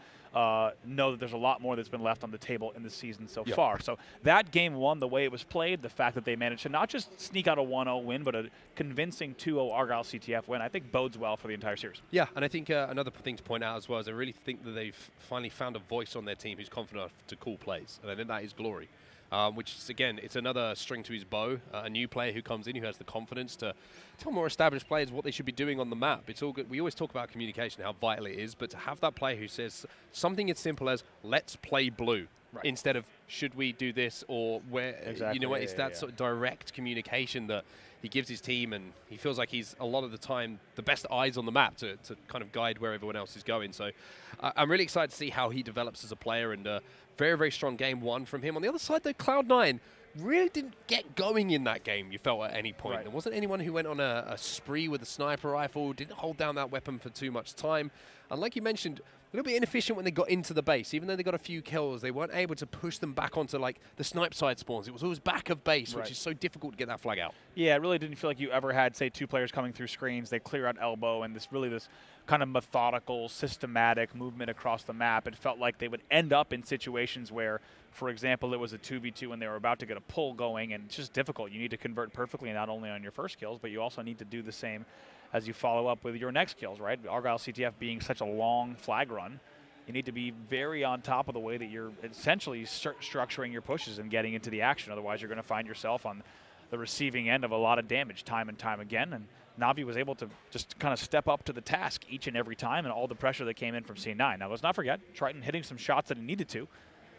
Starting to maybe give them just a little bit of fire, a little bit of heat, but he's going to need to be on the same page with the entire squad. Yeah, and I think important for Navi to not let this kind of advantage in an important series for them slip through their fingers now. They can't be in a position where we've seen them before, you know, they go down by a couple of kills, they start to get a little bit desperate, they start to play a little bit away from each other and not as a unit, and the 2 kills becomes 5, 6, 7, and then all of a sudden they're like, oh, we should slow this down. It's like, well, it's game over now. You know, the other team just has to trade at this point. And C9, a very, very strong member back in Arlington, they won a lot of series based on their Slayer results. So I think for Navi, they've got to be very, very aware of what is happening, and I'm sure that C9 are going to be very confident as well that they'll be able to take this Slayer game as well. So Jimbo going to be the POV. Had a great game number 1, did old Jimmy. So we'll have to see what we can do here in game 2.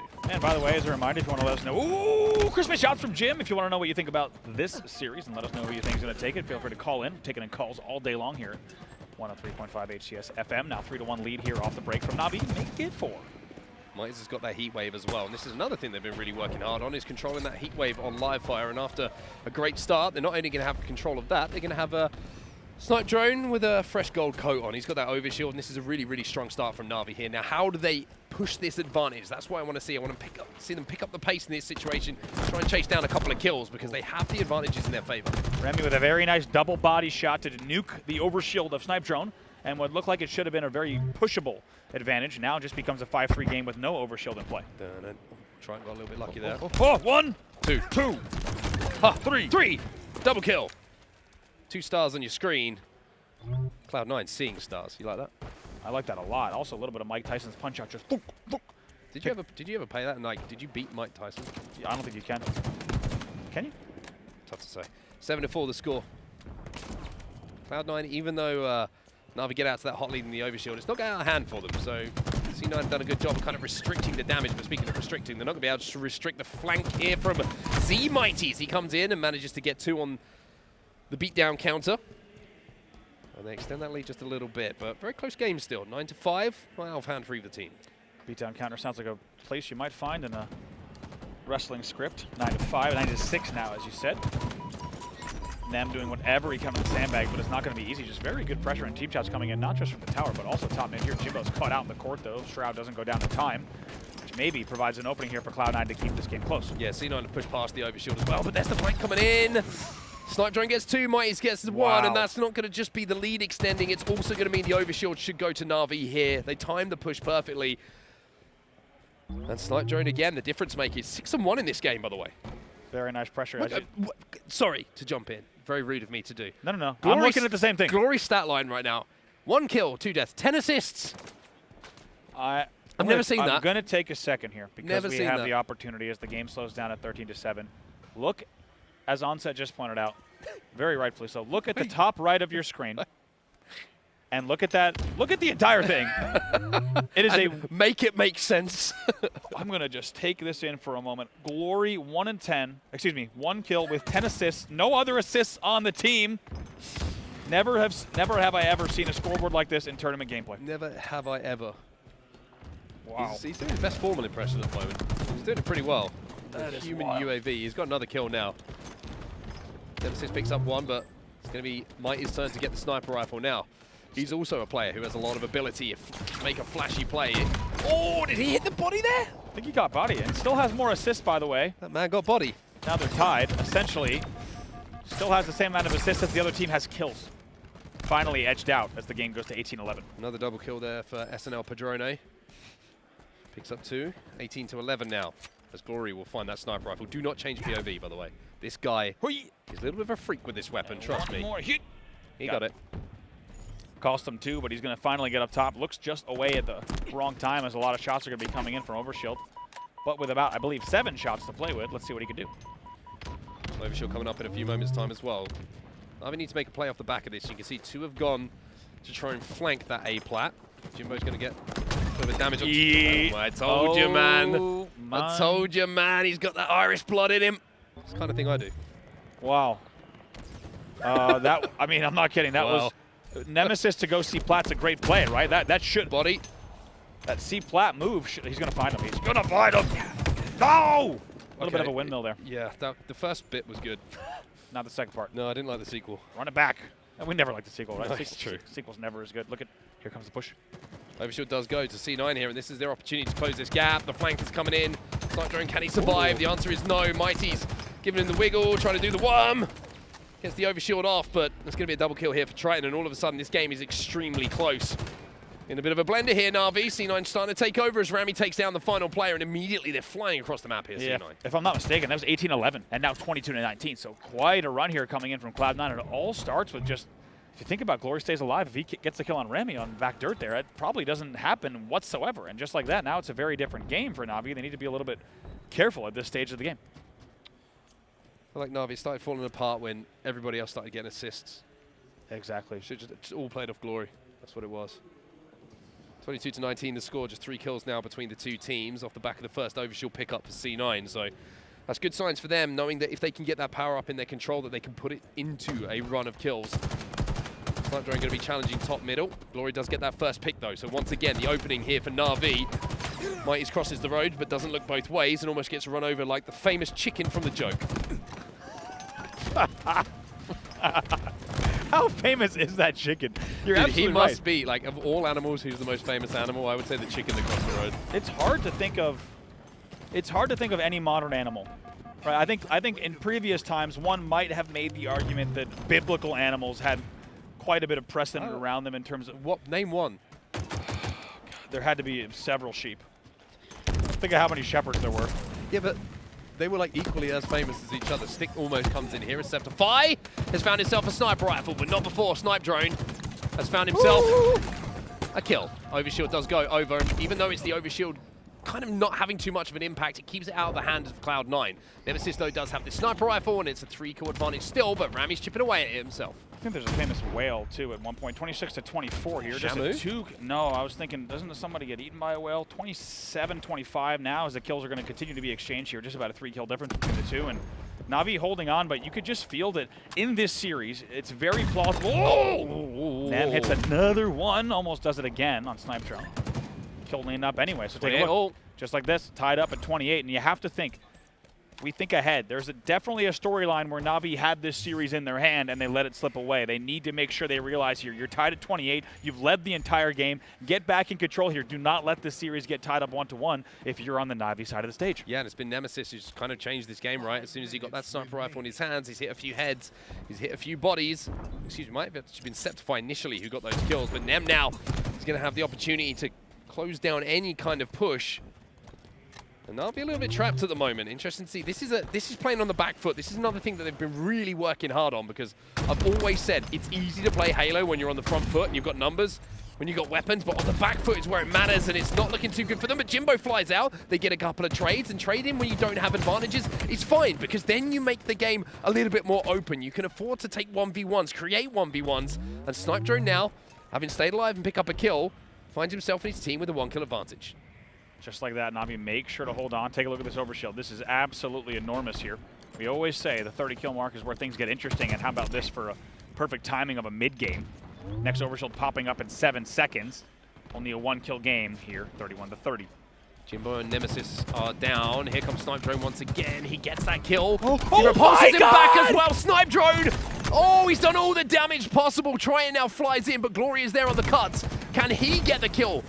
He manages to get the repulse, I think, or might have even got the stick with that spike grenade. Jimbo thinking about going for it himself. No one able to collect quite yet, but the overshield now fallen. Navi will get it, Jimbo will pop it, and they win the OS battle. Not only that, they come out of it still with that 2-kill advantage. What a repulse from Snipedrone. From Triton's POV, you have to think he probably could have gotten away with just sitting on the OB and getting the grab. Somehow the splash damage of the Siki comes through. They're not able to wrap the corner. 3 dead here for Cloud9. Triton is your last player alive. He's finally taken down. That will be 4 dead for Cloud9 as their first spawner comes up, but not before. A 5-kill lead for Navi off of a huge repulse from Snipedrone to make sure that the overshield falls the way of Navi. Business certainly just picked up there for Navi. Such a big sequence of plays for them that they win. And now they have that heat wave in their hands once again. Mighty's job is just to watch bottom mid here, make sure that nobody tries to sneak through. It's an easy trade if he does see that player sneak through. And also the sniper rifle is up. He looks like he might be trying to bait this one himself. But don't get no scope, Mighty's. Get the information, keep yourself alive, smart play. Love the idea to bring a friend. I'm gonna go grab the sniper, why don't you come with? Body here for Triton. Game far from over, however, the last few sequences of events, from Navi have been quite the tale to watch. 16 assists right now for Glory.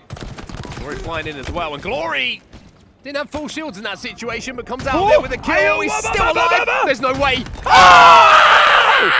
Oh my God, Glory through the shroud. It's a whodunit in the window, and he hits the juke and the alley-oop with the melee. 46-37, home stretch here for Navi. What a way to end this game number 2. 4 kills to go. Hits him with the shoop de loop. That is Classic. nuts. C9 trying to flood, but the trades are coming in now for Navi. C9 looking down the barrel with a 2-0 series deficit at this point. Another kill picked up by Jim. And now it's just 1 to go. Rami off the respawn. Don't spawn on the dummies, Rami. He gets 1. Jim, surely you got to challenge it, brother. We got it. Time to go. We got to go. There we go. Okay. Glory gets it. Glory 15, 17, and 9. From the young gun. Can't ask for more in the stats department. 15, 17, and 9 in a Slayer. It's funny, it sounds wrong. You know what I mean? It sounds like, yeah. If someone's like, like what the data is coming if someone's through like, where did he incorrectly. go? And someone was like, he went 15, 17, and 9. You're like, no, can you check the numbers? Because those stats don't really happen. What a game. Let me do the maths on this. Hold on. You talk. You keep doing math. Yeah, I'll buy you time. I'm going to buy you time here. plus Take out your phone 17, if you need a calculator. 14, Don't worry, you got this. 50-40 is your final score here for 15, Navi. 33. An unbelievable late game run from them. Don't forget, they were tied at 32. And I'll tell you what, it's Snipe Drone's Repulse on Trident. I think, obviously it's easy from us here as caster quarterbacks to make the call. I think Triton might have had the time to sit on Ovi, pop it before the key door help came. You have to think maybe Snipe Drone would have still got there for the Repulse. In the end, though, Snipe Drone working so well from the disadvantage to get the Repulse, secure the Overshield. From there, they go on the first 5-kill lead in a long time. Yeah. They close out the game 50-40, and they maintain the series lead, which is huge. Like I said, if they lose that game number 2, I think it's a very different circumstance. What, did you do the math? Do you know what the best bit is, Andy? You I did the math and I was wrong. 17 plus 15. Uh-huh. Yeah, it's 32. 32. You know what I said? What did you say? 33. Gave him too much credit. Didn't have the game I thought he had, but he still had a pretty good one. We'll be right back in just a few moments here on Radio 4.96 or whatever we're calling it for game number 3.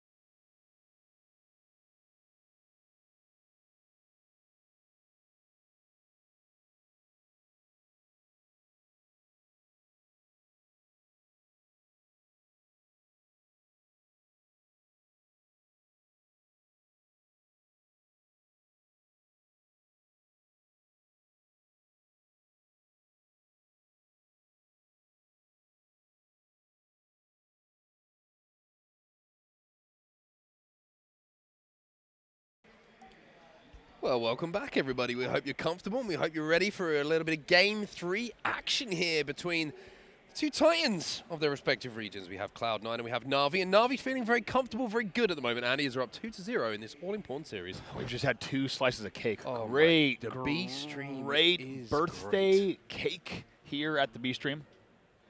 B is not only for Bravo, but also for birthday here. Happy birthday to George back a house. Not only is he running back a house here, but has been doing so since the early days of MLG. Fantastic to have him here with us, and a very, very happy birthday to George. We're also very grateful for the cake as we get ready for our game number 3. Yeah, a little update on the cake situation as well. It's actually the second slice of cake we've had today. Catering providing a lovely chocolate cake with just a hint of cinnamon. Just a hint, which Just to get the taste buds salivating as we head into game number 3. Oh yeah, now I am ready here after back-to-back cake. We'll see after back-to-back wins if Navi can repeat as well. That is the question and the opportunity ahead of them here. Up 2-0 in what can only be stated as a little bit of a harrowing end to game number 2. This series very could have easily been 1-1, but the Commando firing for glory is not going to lose that battle. 2 dead here and a 2-man advantage early on. Yeah, Navi looking to repeat. Hopefully the cake doesn't do that, but Septify with the rockets is going to be able to at least hold down this pink streak for C9. A little bit of early on ball time for them, but you can see Mighty's has got the red gun, and there was a little bit of weaponry in the hands of Navi. This is a game type, by the way, that they have worked on more than any other. Mighty's, though, has not worked on that grenade very much, because that is a pillar.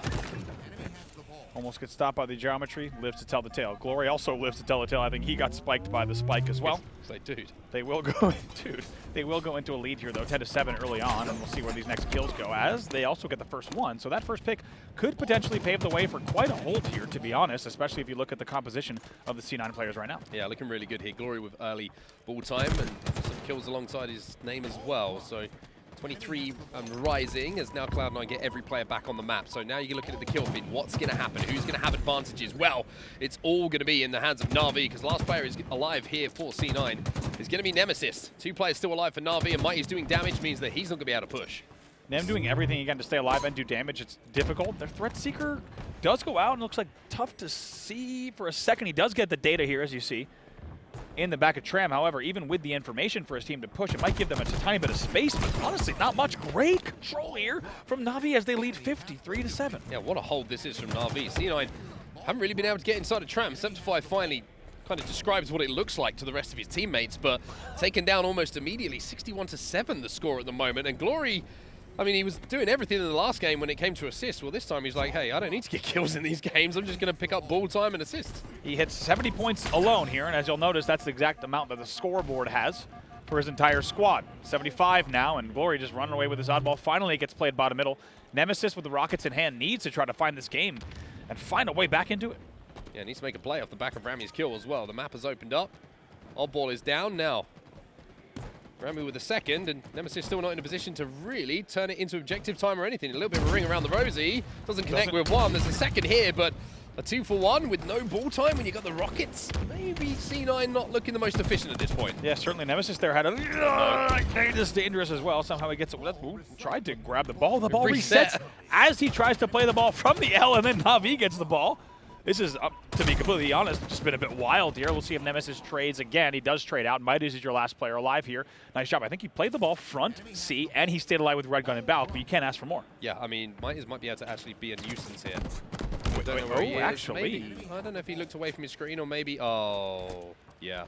Yep, it looked like it was They were like too much ball time for you, Glory, in one game. Yep, that's enough for you. Gotta wonder what's going on. Definitely an in-game issue here, and we'll find out. Of course, we, being backstage, don't have eyes on the B stage. And I've already proved that I don't have the ability to count either, so that's not going to help us. We'll find out what the recommended course of action is when we get this game restarted. But for the meantime, thanks for joining us, everybody. We'll be back when we're back.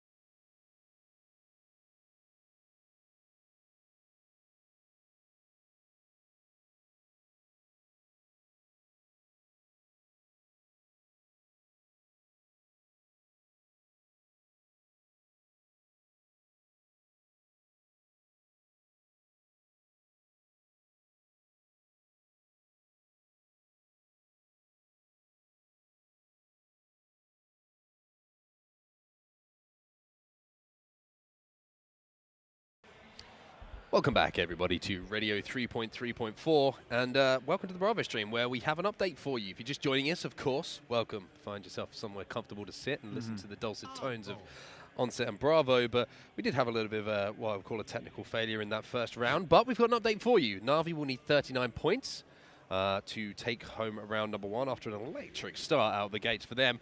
Complexity will need the 400. However, they will be playing out the round. Just remember that if Navi cross 39, they've won the round, and then we'll get back to kind of normal schedule. That's right, and based on the sounds I'm hearing in my headset, sounds like we are into the replay of that round. Once again, Navi needing 39 on the board to take the round, and look at this trade here from Triton and Glory. Triton just flying into the driveway there, uninvited, and as you know, depending on which driveway you enter, you frowned upon quite a bit. 3 dead for Cloud9. 3 dead. Rockets down bottom middle as well. Ball and Rockets right next to each other, so where these spawns come in actually might be really important. Snipdragon gets the first kill, working together with the Mighties. However, he doesn't get the second, as Nemesis will take him down. The Stalker Rifle will fall, and it looks like Cloud9 got the advantage off the spawn there. They got those PD spawns, so they should, inverted commas, have the rocket, I would imagine? Question mark? That is Inflection? That is the question. Let's see what the Valkyrie, Grammy with a double, though, in the feed. Jimbo answers back to make sure to get a kill on the board as they're going to continue the driveway push here. It was 3 dead. Jimbo was your last player alive for a second. Still alive. Oh, he's being pesky, isn't he? There he is. He finally gets taken down. Try and finds that kill, and Navi find themselves 2 dead. However, the kills start to swing back in their favor very, very quickly. C9 not being able to get any kind of comfortable setup, and Septify left on his own now. Mighty goes for the ball. Mighty's gets the ball, but also runs over a sticky grenade, which not a 1-for-1 trade in my book. Yeah, not at all. Septify, very nice nade placement there to just lay that down right at the base of the B stairs, then that middle platform, and get really good splash damage for an easy kill and also an easy ball grab into the back of Tram.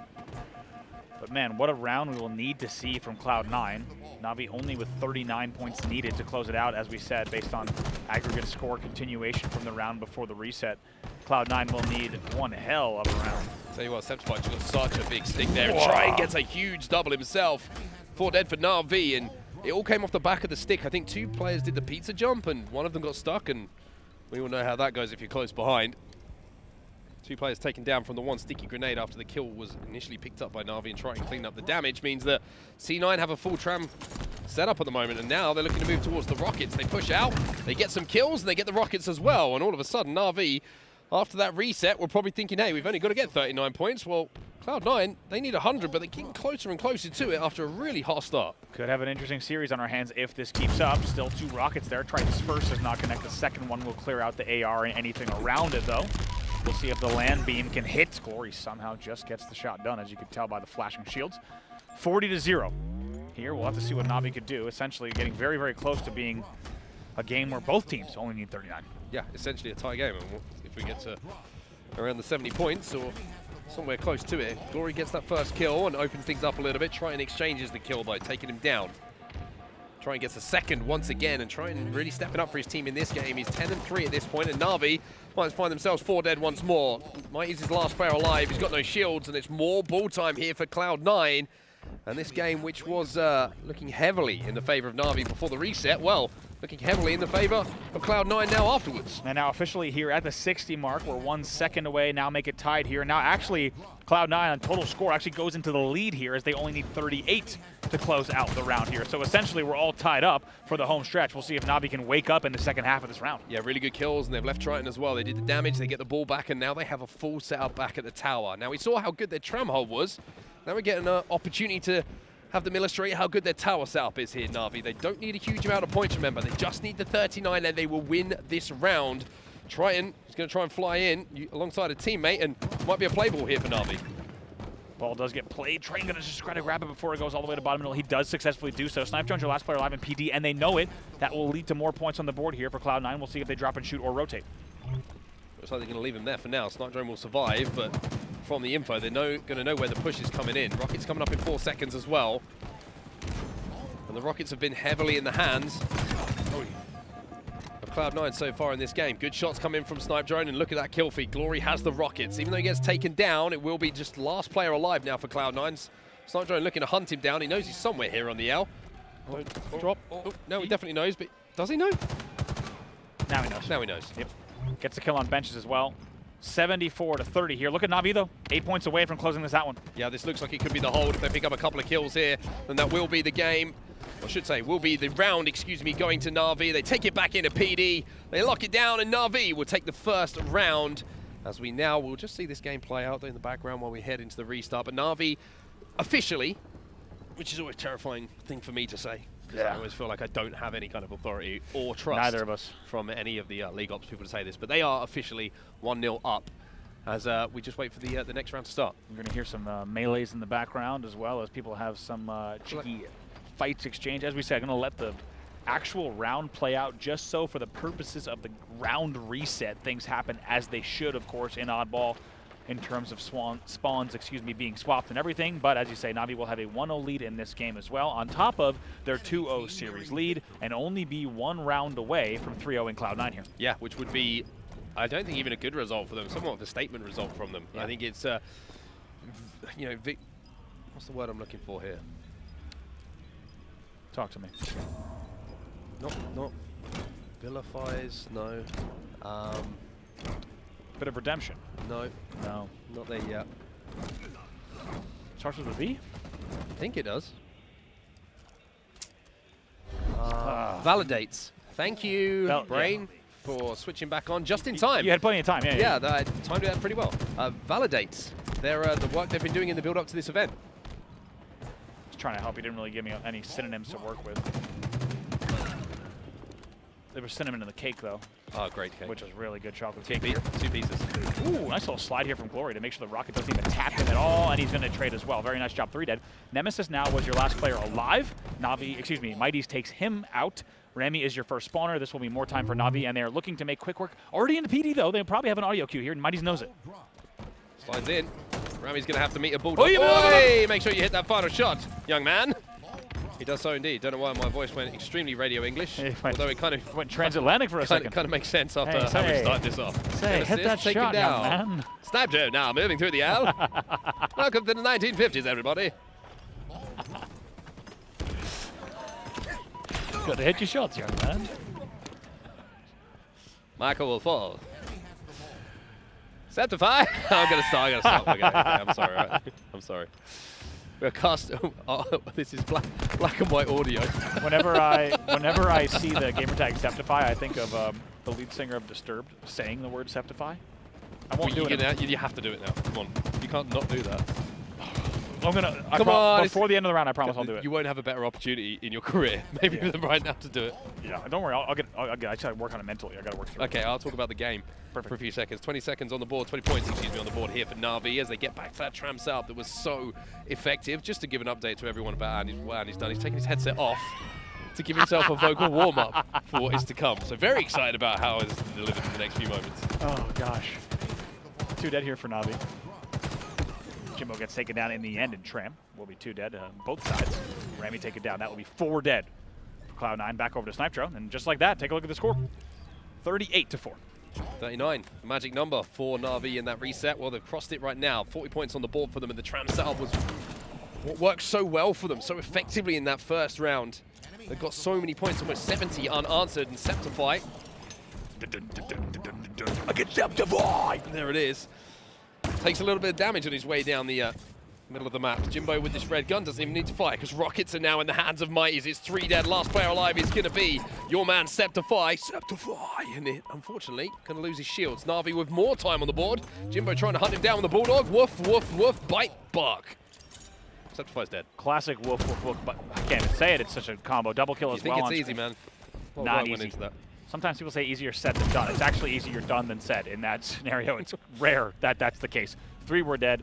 Septify, the title track off the new Disturbed album. He is your last player alive. He's on B stairs. Slamdrone picks up another kill as well, and Navi working like a unit. 82 points and on the rise and marching, I would say, towards a 3-0 series win. Very, very impressive stuff from them so far, but just need to close out. Even though you're so close, even though you have this cushion, you know that Cloud9 are going to keep coming in. You know you're going to have to keep working to make sure that this result gets confirmed. 86 now. We'll see what they do off this spawn. Jimbo's just going to stay alive. Glory actually gets the ball pulled away, and now this drop might actually pave the way as they still have numbers to close it out. 90 on the board. Jimbo doesn't care about Bloom. He holds the trigger and hopes that the magnetism gods will help him. Makes me feel better about my gameplay. Jimbo now gets the trade as Glory will be first respawner. It's a 4-dead situation now for Navi. Rockets coming up, and that's going to be the next point of call. If this fight is won here by Navi, then you get the feeling they might win this series, not just this round. Glory with that bandit gets one, but they're set to fire on the flank. Rockets are coming up as well, but he doesn't look quite like he knows what he wants to do in that situation. Jimbo gets another. Rockets being picked up as well. It would be a triple, but he's already dead. Navi march towards a 3-0 series win. They get the win as well. I knew he was gonna do it. Jimbo kills Mighties just to let him know who the big man is on the team. And Navi with a 3-0 victory. One of the most conclusive we've seen so far in the arena. It really is. You might say probably the first Navi 3-0 in pools in a very long time. First series win in pools in a long time, it Yeah, feels in a like. very long time. Big, as we said, Navi coming off a top 16s in Salt Lake City and Arlington. For them to be here in pools and a statement like that against Cloud9, it's a very big deal for them. They will take the series 3-0. They will. I've just noticed that the service tag for Jimbo now is Odin. Yeah. That's fun, isn't it? Coming in with the wrath of a god. That's a fun name. Mike isn't Snipe Drone with Mike and Liam, respectively, which will be their names. So 3-0 to Navi. Very, very good, Andy. Very impressive. And if you're looking across the board there as well, everybody's sharing the weight. And it was, I think you just feel like the chemistry is starting to come together now for Navi. It was a really good examination of different game types for them as well, right? Because you had, game number 1 played very differently to game number 2, and then you have an oddball time-based one. I think it was a really good examination and a test for Navi to see how far they've come from the last event. And you would say it's leaps and bounds after that performance. Leaps and bounds, and you have to feel like it's also a result they needed, as you said, after so many losses in pool play this season, and still, of course, placing top 16, but not a lot to show for it in the pool play results whatsoever in terms of score lines or series results. It's a big mental win, I think, for them to say, okay, let's make sure this tournament run is different, and they've already started to do just that. I think we get the opportunity to actually just give some final thoughts, or maybe leave everybody here on the B stream with a question to think about before the next series starts. I'm going to go with, if you had to choose between birthday cake and chocolate cake, what would you choose? Let us know. Phone in. The number is up on your screen. Give us a ring here. My question I'm going to leave everyone with, which I think might even take a little bit more pondering time for the folks at home, is who do you think is the most famous animal in history? A lot of different ways to approach that, and I understand if you need time to think about it. Take your time. Don't Google, though. No Googling. Because let's keep this honest. Keep it honest, and we want to know who you think is the most famous animal in history. Thank you for joining us here. The previous series, of course. Navi versus Cloud9. Navi will take it 3-0 and look to move on and continue on this run. Cloud9, though, needs to dig deep and find a way to get back into the action in pools. We certainly do. Andy, pleasure, privilege, honor, I would say, to cast on the B stream. Really looking forward to doing it next time, to be honest. Let's do it That was again. a lot of fun. Let's do it again But soon. for now, we're going to go somewhere else where we're needed. So thanks for listening, everybody. We'll be back very soon.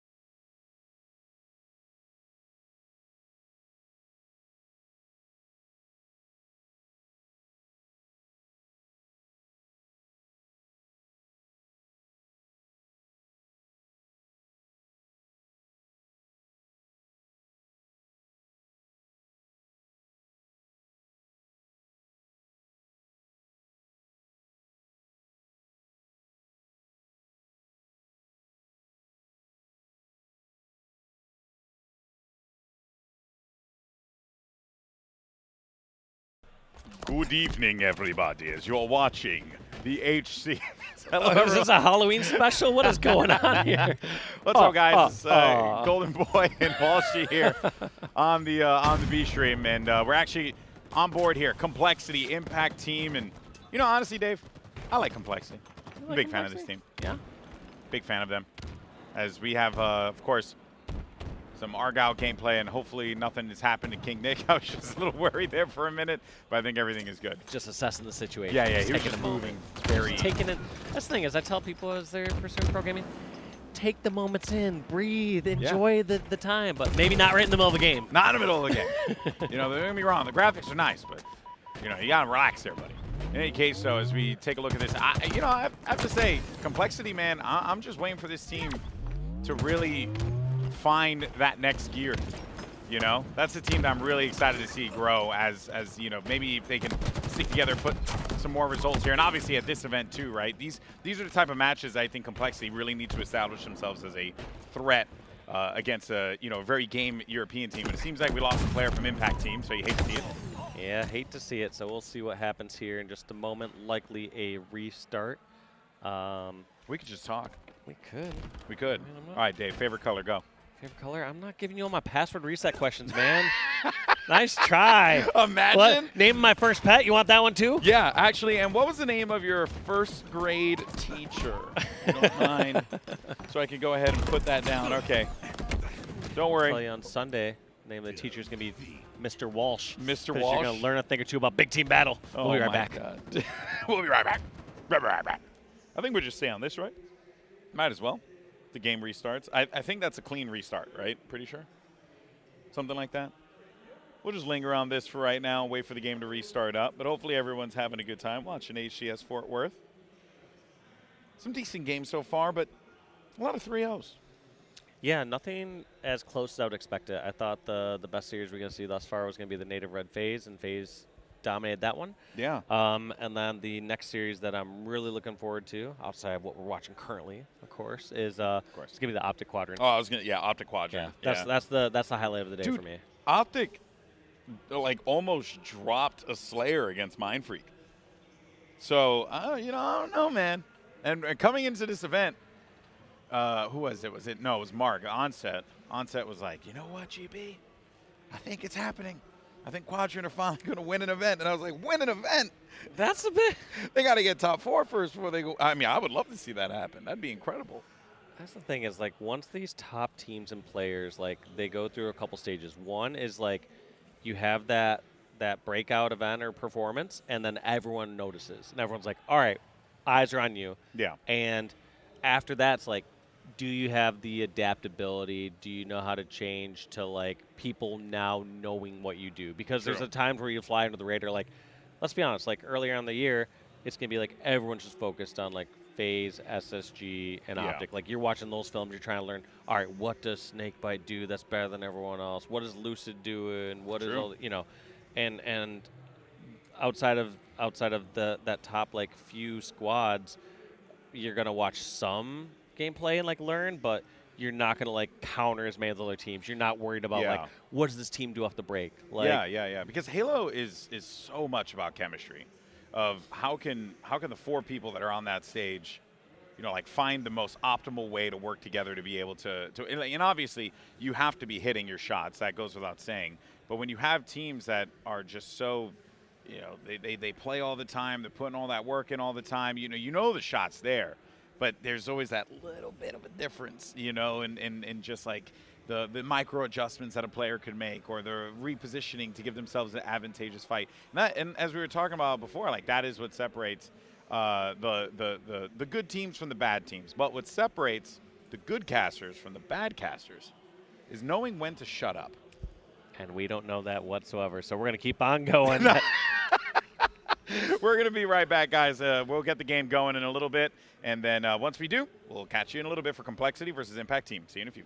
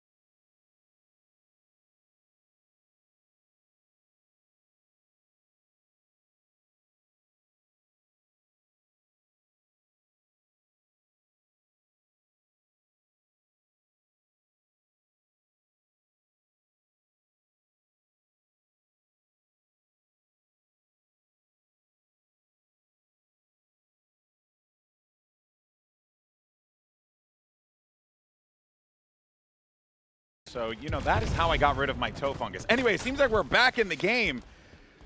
Let's go. All right. Hello, everyone. Welcome back. I was telling Dave about some medical procedures I was undergoing. Kind of came on at the worst time. It's okay, though. We're here to commentate some Halo. Isn't that right, Dave? Heck, we're back. You're lucky you didn't have not to listen to every medical issue that GB has going on right now. And there are a lot.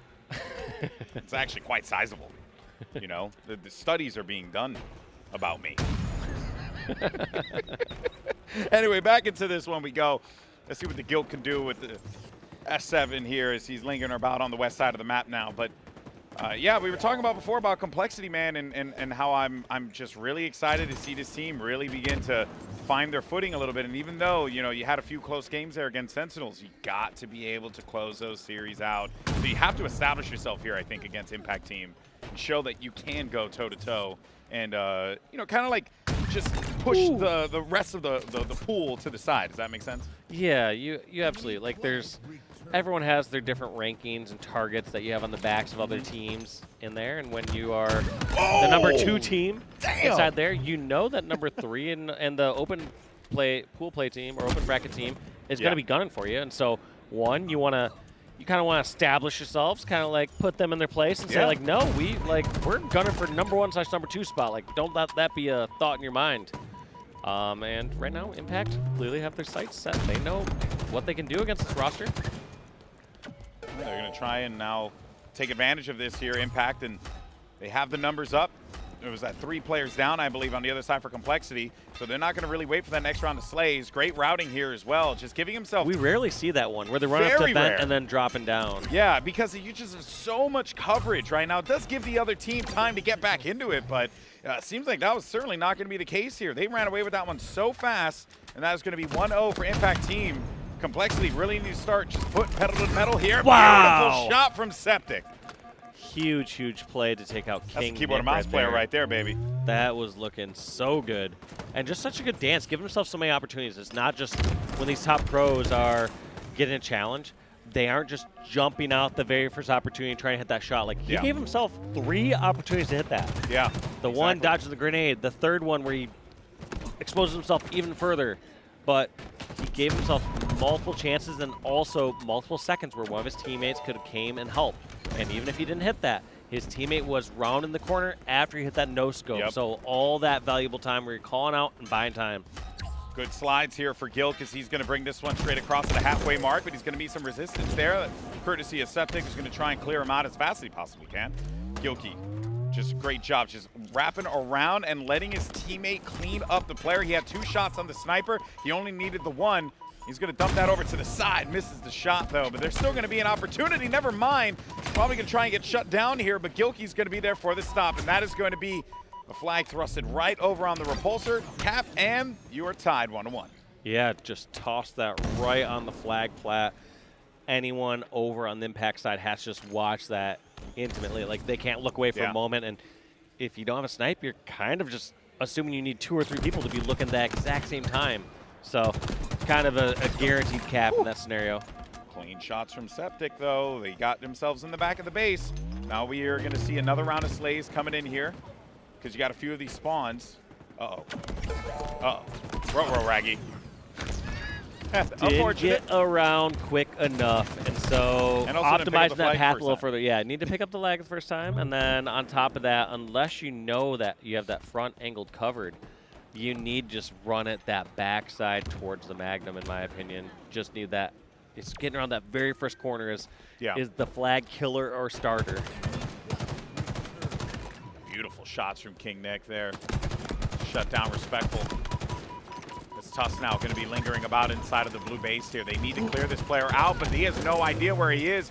Charged up shields as well, so now that nade, beautiful nade placement there, and Tusk is just adding insult to injury on this one. Needs to get these kills, but the spawns coming in from behind is going to give Impact Team a little moment to breathe here. Yeah, both these sides getting the kills when it really counts back at their flag. Yeah. You could get all the other kills on the map, but doesn't matter if you're able to get that, or I was going to say you can not get any other kills across the map, but if you're able to get that 1 kill on that flag runner or the person that's on your flag plat, you stop that flag dead in the water. You give your teammates a chance to respawn, and you get to do a whole new defense. Yeah. And And now this is opening up the mid of the map here. I think the QT is going to be up. Yep, translocator grabbed, and I love this item. It's probably one of my favorite items in the game that's out right now. It's just, I like anything that kind of breaks the sandbox a little bit. I know. Oh my God, that was sick! Love to see it. That was such a sick juke.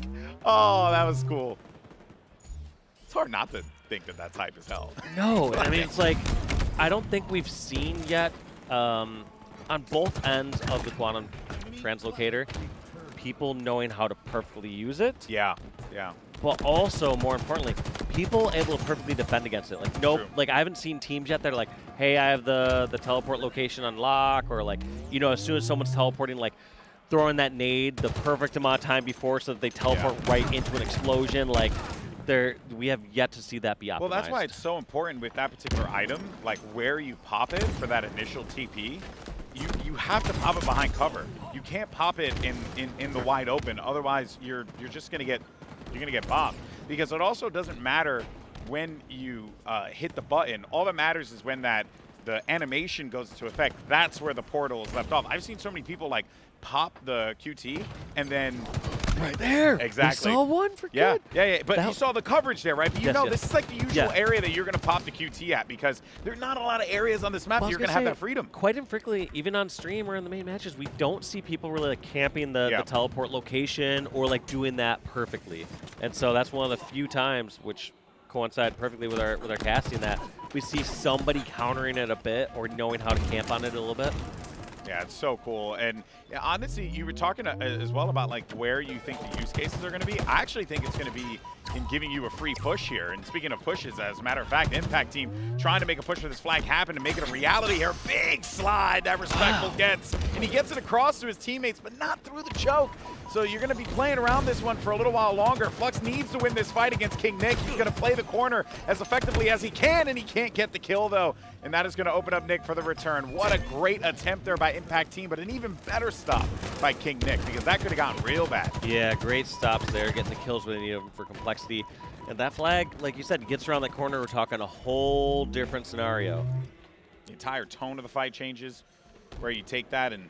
Yeah, knowing how much you can charge across the map, like as soon as players see that and they know like I have to move as fast as possible, they're no longer taking the safe route. The second that King Nick knew that he has it stopped, his teammate's like, all right, I'm not going to panic off the spawn.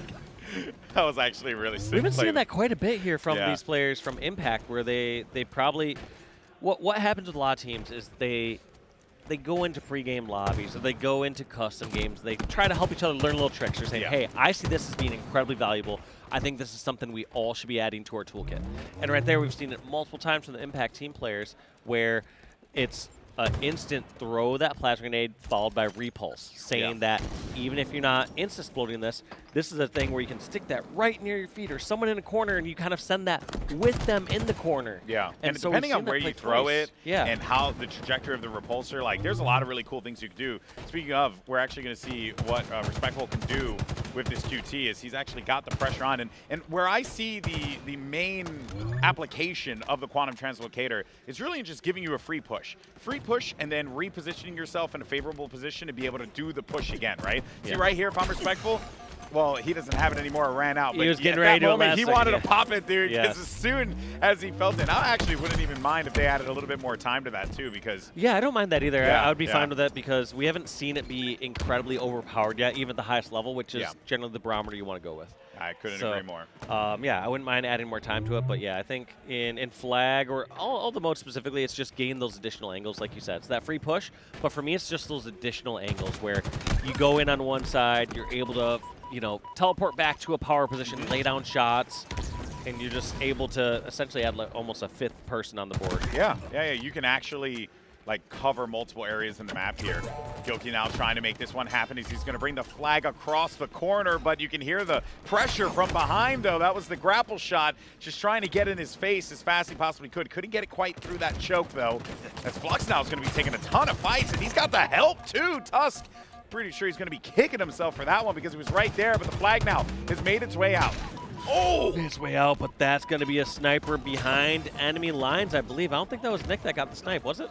Might have been. I'm pretty sure the snipe came from enemy lines, or maybe just the angle was a little different, but I thought it came from behind, and Tusk going to eventually put that in, and we're going to see, is that opt for a counter pull? It is. Yeah. Somehow Mose is able to get over there, and at least on Argyle, you don't have to be as scared of like these counter caps / counter pulls. It's not as punishing as something like Aquarius, where Which we kind of teams are saw instantly play out flying right across. there. Yeah, Right. like yes, you're at threat of a counter cap, but it's not as threatening compared to some of the smaller maps or some of the safer routes. Or Aquarius or something like that. Yeah. No, I agree. There is a little level of comfort there that you can have, but I think also, you know, with the way that the spawns were set up in that particular instance as well, right? When you have 2 players up in that, yeah, it's very hard for you to be able to get that flag out of there. I actually would like to see them just kind of reestablish and just add more damage to them and give their teammates time to get back up there, you know? So that this way you can start to make that push happen rather than try and make a play for yourself. Because that's been happening a few times. Players just going for it, you know? And it's like you might not have the positioning, and I understand you got to make the plays from time to time, but little snipe, close range snipe battle, but Septic's going to win that one. Everyone dying across the map. Flux, the last one staying alive, and I like this play. Last one alive, decides to put pressure in on the flag. Unfortunately, meets too much firepower there from Gilkey, but going to be able to buy some time. And what a grenade! What a god nade from Gilk! That was beautifully placed, bro. Where did he angle that from? Did he just He angled that from snipe, and he chucked it up on the steps. Did he, or did he go sprinting out towards the front of his base and angle it off his flag plat? Really? Because I think you might be it right. could be one of those. It's one of those two. I'm originally inclined to think But the the first decision example. making to go for that though. Yeah, and be that's like, just he's one 40 shot. chest, He's gonna bail down low, you know. Oh, and look at that remote detonation there too. Just as honestly like part of the reason why I genuinely love playing this game so much is just because there's these like little things that you can do that just piss people off and it's so fun to play with. Like remote detonations, I live for that stuff, man. Like remote detonation on streets, just keep my VR on the spikes the whole time. I love that. No, And makes that's sense. it. And That that's is the it. final hold there from Carmea and crew on Complexity. Has Big to be comeback, heartbreaking though for Big- Flux. He dropped that 30 is. that game. He was killing everyone in his path when we watched him. I don't know what went fully wrong there. It felt like there were a couple times where you'd see them pull the flag out and either knock it around that first corner, like I believe Mose that one time trying to take a shortcut.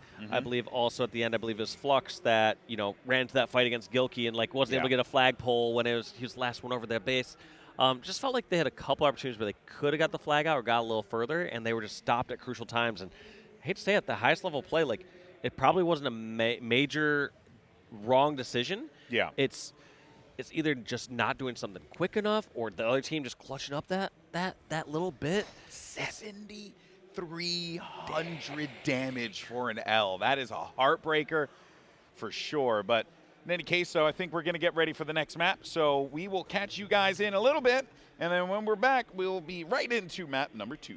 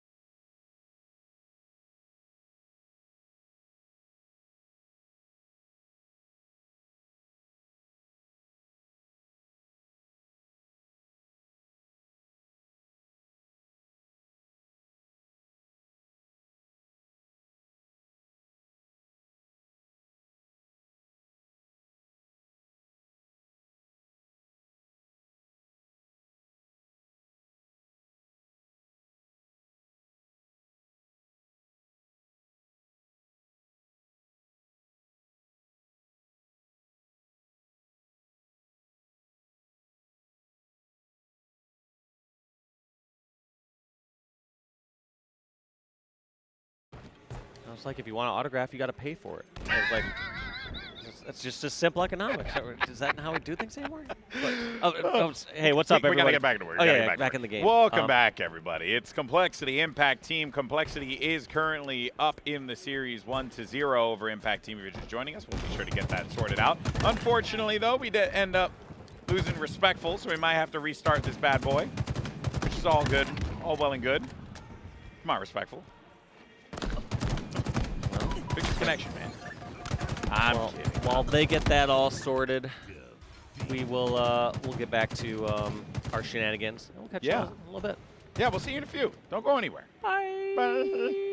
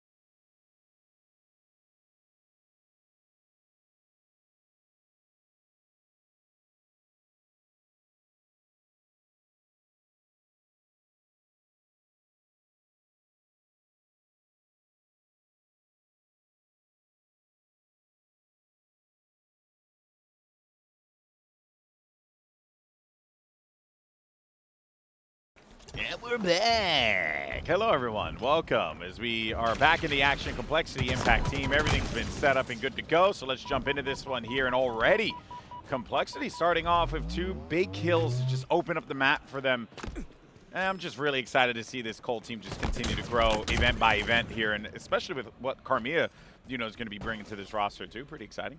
Yeah, Carmia is going to be the biggest kind of shift here for this call roster. And I mean, there's not a ton of time either. Like you said, you're excited to see how they mesh together, but there's really not that much. We have 2 events. Yes. This one and the next one. Yes. And then that's it. So not a lot of time, especially in comparison to like Optic, Space Station, FaZe, Quadrant, teams who, beautiful double kill though, teams who have been sticking together event after event. You're really starting to see the results kind of pay off, and I think that's what a lot of these teams are trying to find right now. It's just that combination of people that they can build with. Native Red had found it briefly, and even though they're now kind of in a bit of a rebuilding stage, I'm still excited to see that team just grow into a more of a force, and then, same could be said for Complexity. Yeah, and they'll continue to improve, but we're going to have to see what level they can reach soon. Unfortunately, right now they're all spawning back green, which if Impact decides to push in on this and they do it carefully enough, they're getting a lot of kills, and that's going to be 2 going down thus far. And Gilkey might have to jump this off. Never mind. One bullet. No need to jump off the last bullet. You can just shoot it and take one down with you. Huge kill on Mose. Great movement around here, too. That player, Respectful, had really just no other options. He had to play his life as well as Gilkey, so both of them are just waiting, and it's whoever got the jump onto the other player. Of course, Overshield's going to be up in about 5 seconds here, and just look at this positioning. Gilkey, he's just waiting. He's waiting for contact to be made, and contact will, in fact, be made, and Gilkey's going to add 2 to it. Wow. He's going to get the back smack as well. One more over toward the AR. Oh, a beautiful nade, and that will lead to yet another one onto Flux. Just a good sequence of events. And Yeah, that's all Gilk right there. That's Gilk, bro. Gilk doing everything versus squad right there. The first part that's most impressive is the patience realizing that he doesn't have to get eyes on the OS first. The worst thing that could happen right there is Gilk getting flanked. So Gilk is just sitting there waiting in case any member decides to make a move on him first.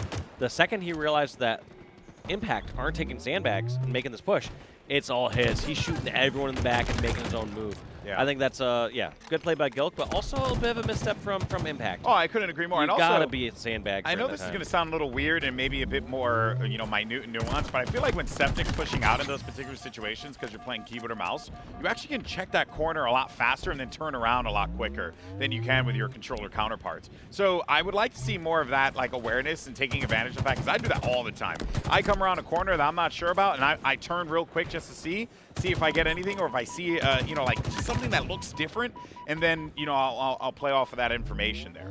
Yes and no. I think, like, that information should have came to his teammate well before, where True are the that. shots coming from? Because you can't be expected, it's such a team game that you don't need to be checking all those corners, especially in a time where you have that area under control. But you're right in many other instances, as he's going to be, more of an entry You just fragger have, as he's different going. things that you could do with Yes. keyboard or mouse that you can't you do got to with play to the controller. advantages that you have. Exactly. And that is where I think, you really need to be smart about how you approach this here, because damn well Complexity is going to do the exact same thing. Gilkey, though, throwing a few shots out there, hasn't really been able to find a few, but he's putting the pressure on them, and he knows that he's got him pretty much dead to rights. Killing Frenzy for the Gilk man, too. That's another shot. Double kill for the man himself. And the spawns are all happening over toward the green side. It's basically Gilkey's. This is actually pretty mind-blowing to me, because I didn't realize that after that whole sequence where Gilkey got that flank over near OS and stuff, that previous OS, that he still just hasn't died. Yeah. Like, I just took it, I was like, oh, sweet, he got a kill over at He's OS, 11-0. got a back smack on somebody else, and then he probably died, some point later, and it just didn't really click with me that he just didn't die. Smart play there from Mose. They were waiting for that Overshield player to rear his ugly head out, and that was exactly what happened there. Mose need to be prepared with the plasma pistol. Charge that bad boy up, remove the shields from any target. Doesn't matter what it is, overshield, regular shields, just drain them completely. That's going to be Gilkey's first death, and maybe that's something that Impact team can potentially play off of, but they are going to be down by 12, and with the way that Complexity's hitting this one, it's going to be real difficult for them to come back, but the options and the potential is still certainly going to be there. Yeah, well, I mean, the kill difference is Gilkey with 12 kills. That's exactly what the kill differential was for a little bit. It's like, hey, Gilkey's 12-0 run. Guess what? They're up by 12 kills. So other than Gilkey being an absolute superstar, it's an even game. Yeah, can't afford these trades as well, and I think also the way that Complexity are playing off of the information that they're providing one another. Flux thought that he was just going to be okay to crouch and hide, but he didn't have comfort in knowing where he was on the right. He had no idea, that there were 2 players down over toward OS as well. So I think Complexity is just playing the map really, really well and making Impact teams just make mistakes.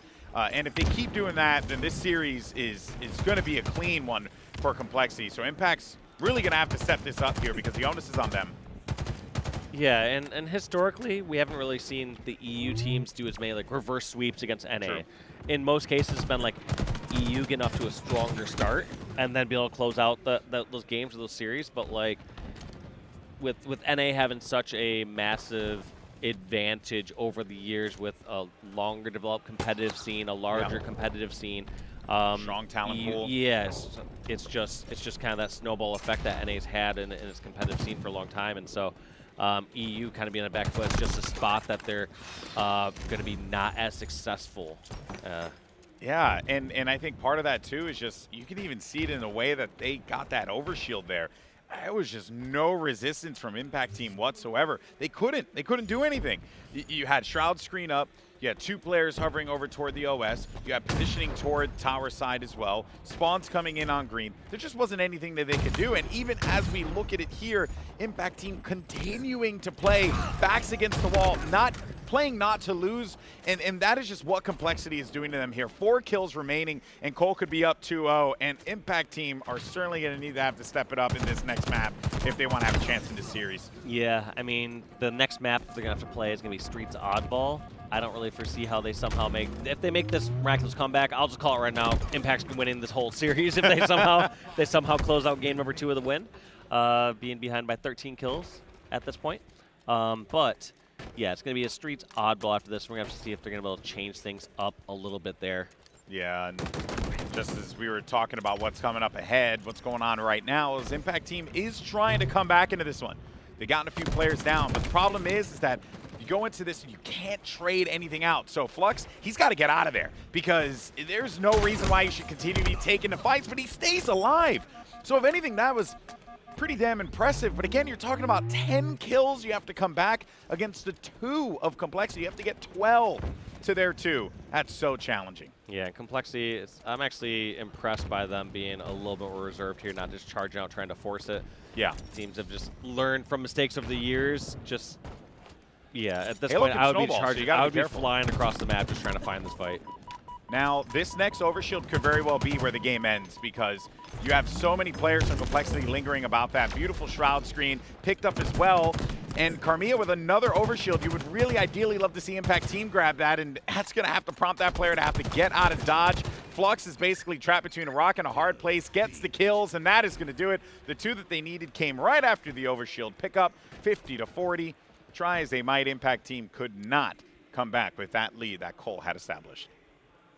No, and it was just, like you said, kind of every single OS, every single spot they were getting Everything. out-postured. Just Everything. Sniper every single time. Shroud overkill every screen time. control Yeah. the entire time. All the They had equipment. freaking commando control every single time you looked at them. How many times we saw Heat Wave on their screen, like, and then Gilkey, even though he went on that first run and it was a 12-0 run before his first death, the damage was done. Then the rest of his teammates were just able to be there and pick up the rest of it. Gilk and Carmea, the only ones going positive. I mean, obviously they were in a very strong supporting role to let Gilk go off there, but like, you know, arguably the rest of his teammates combined going -3. Impressive stuff. Impressive stuff nonetheless, though, from Complexity, right? Just being able to close that one out. Impact were trying to make a comeback happen. Wasn't going to be the case, folks, but we're going to take a break, and when we come back, we'll have map number 3. Let's see if Impact Team can make this reverse sweep happen.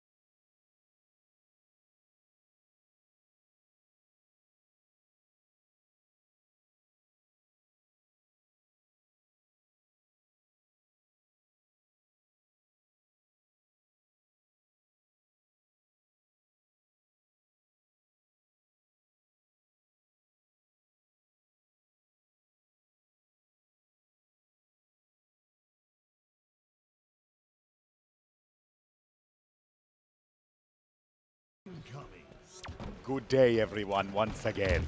As we're back into the action, it's Complexity Impact Team 2-0. Cole up. What a shot from King Nick, but it's Golden Boy Walsh. He's back on the Cobs. Whoa! That's how I get excited. That's how you get excited? It's like, whoa! You know? This is good. real depressing. Ooh. Okay, so I was actually thinking about this because you had said that if Impact Team were to win this, then Impact Team are going to win the whole series. If they're going to win game 2.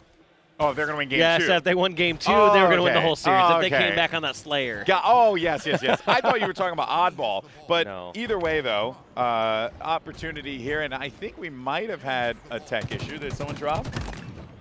I don't know. Are we in the Be Right Back screen? I think so, yes. I don't know, we but are. I'm going to panic. I'm out of here. I'm out of here. I'm gone. I'm blowing this popsicle stand. Deuces. I'm out. I do like how you and I, no one else has had problems. You and I sit down here, problems abound. Why is that? I blame you. I already said deuces. I'm out. All right, guys. We're going to get the game restarted. We'll be right back. Dave's already left. He went to the bathroom.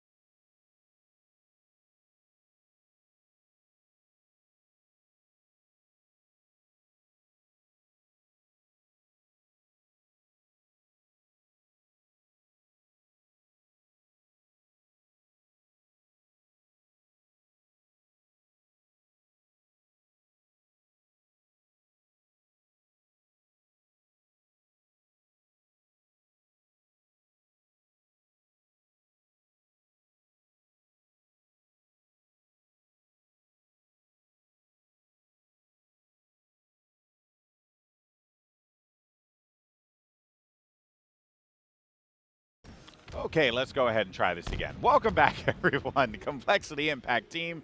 Cole's up 2-0. And we're on board with King Nick, where he already has the Rockets. Hate to see it. Yeah. I don't see him moving. Yeah, I don't see them moving either. We might. Impact team side, so we'll see what happens, though, because told not to play until the refs say to stop it, and it looks like someone did drop, so. Ooh. Here we go. Wow. Someone didn't load in. I think you're jinxed, personally. And speaking of dropping, I'm out again. Deuces. Come on. Goodbye, everyone. We'll see you in a few.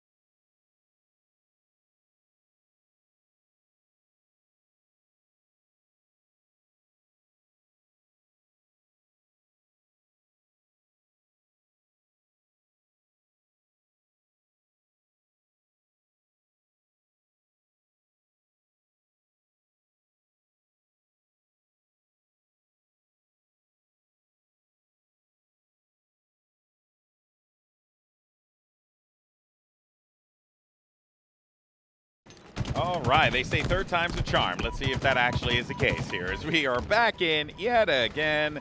Thank you guys for sticking with us. We appreciate it. Hope it hasn't been too annoying. But in any case, so as we take a look at the fight over here toward the Spanker, feels like, you know, this has been a situation Complexity found themselves before. King Nick grabbed the Rockets last time, and he's doing the same thing this time around.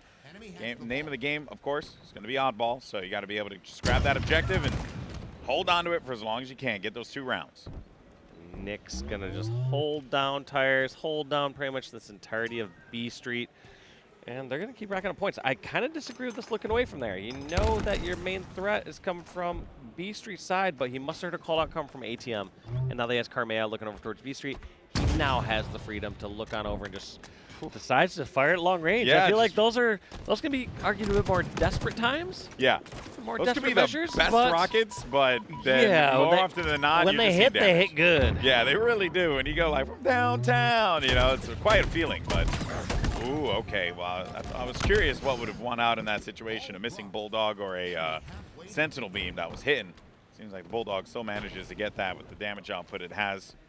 That being said, ball's going to be available over toward the PD side. Impact team trying to just get some kind of control here, but Gilkey gets away from it ever so briefly as Septic's there for the cleanup. Eventually getting that back tower locked down. We're going to see what Impact can do now they have a setup.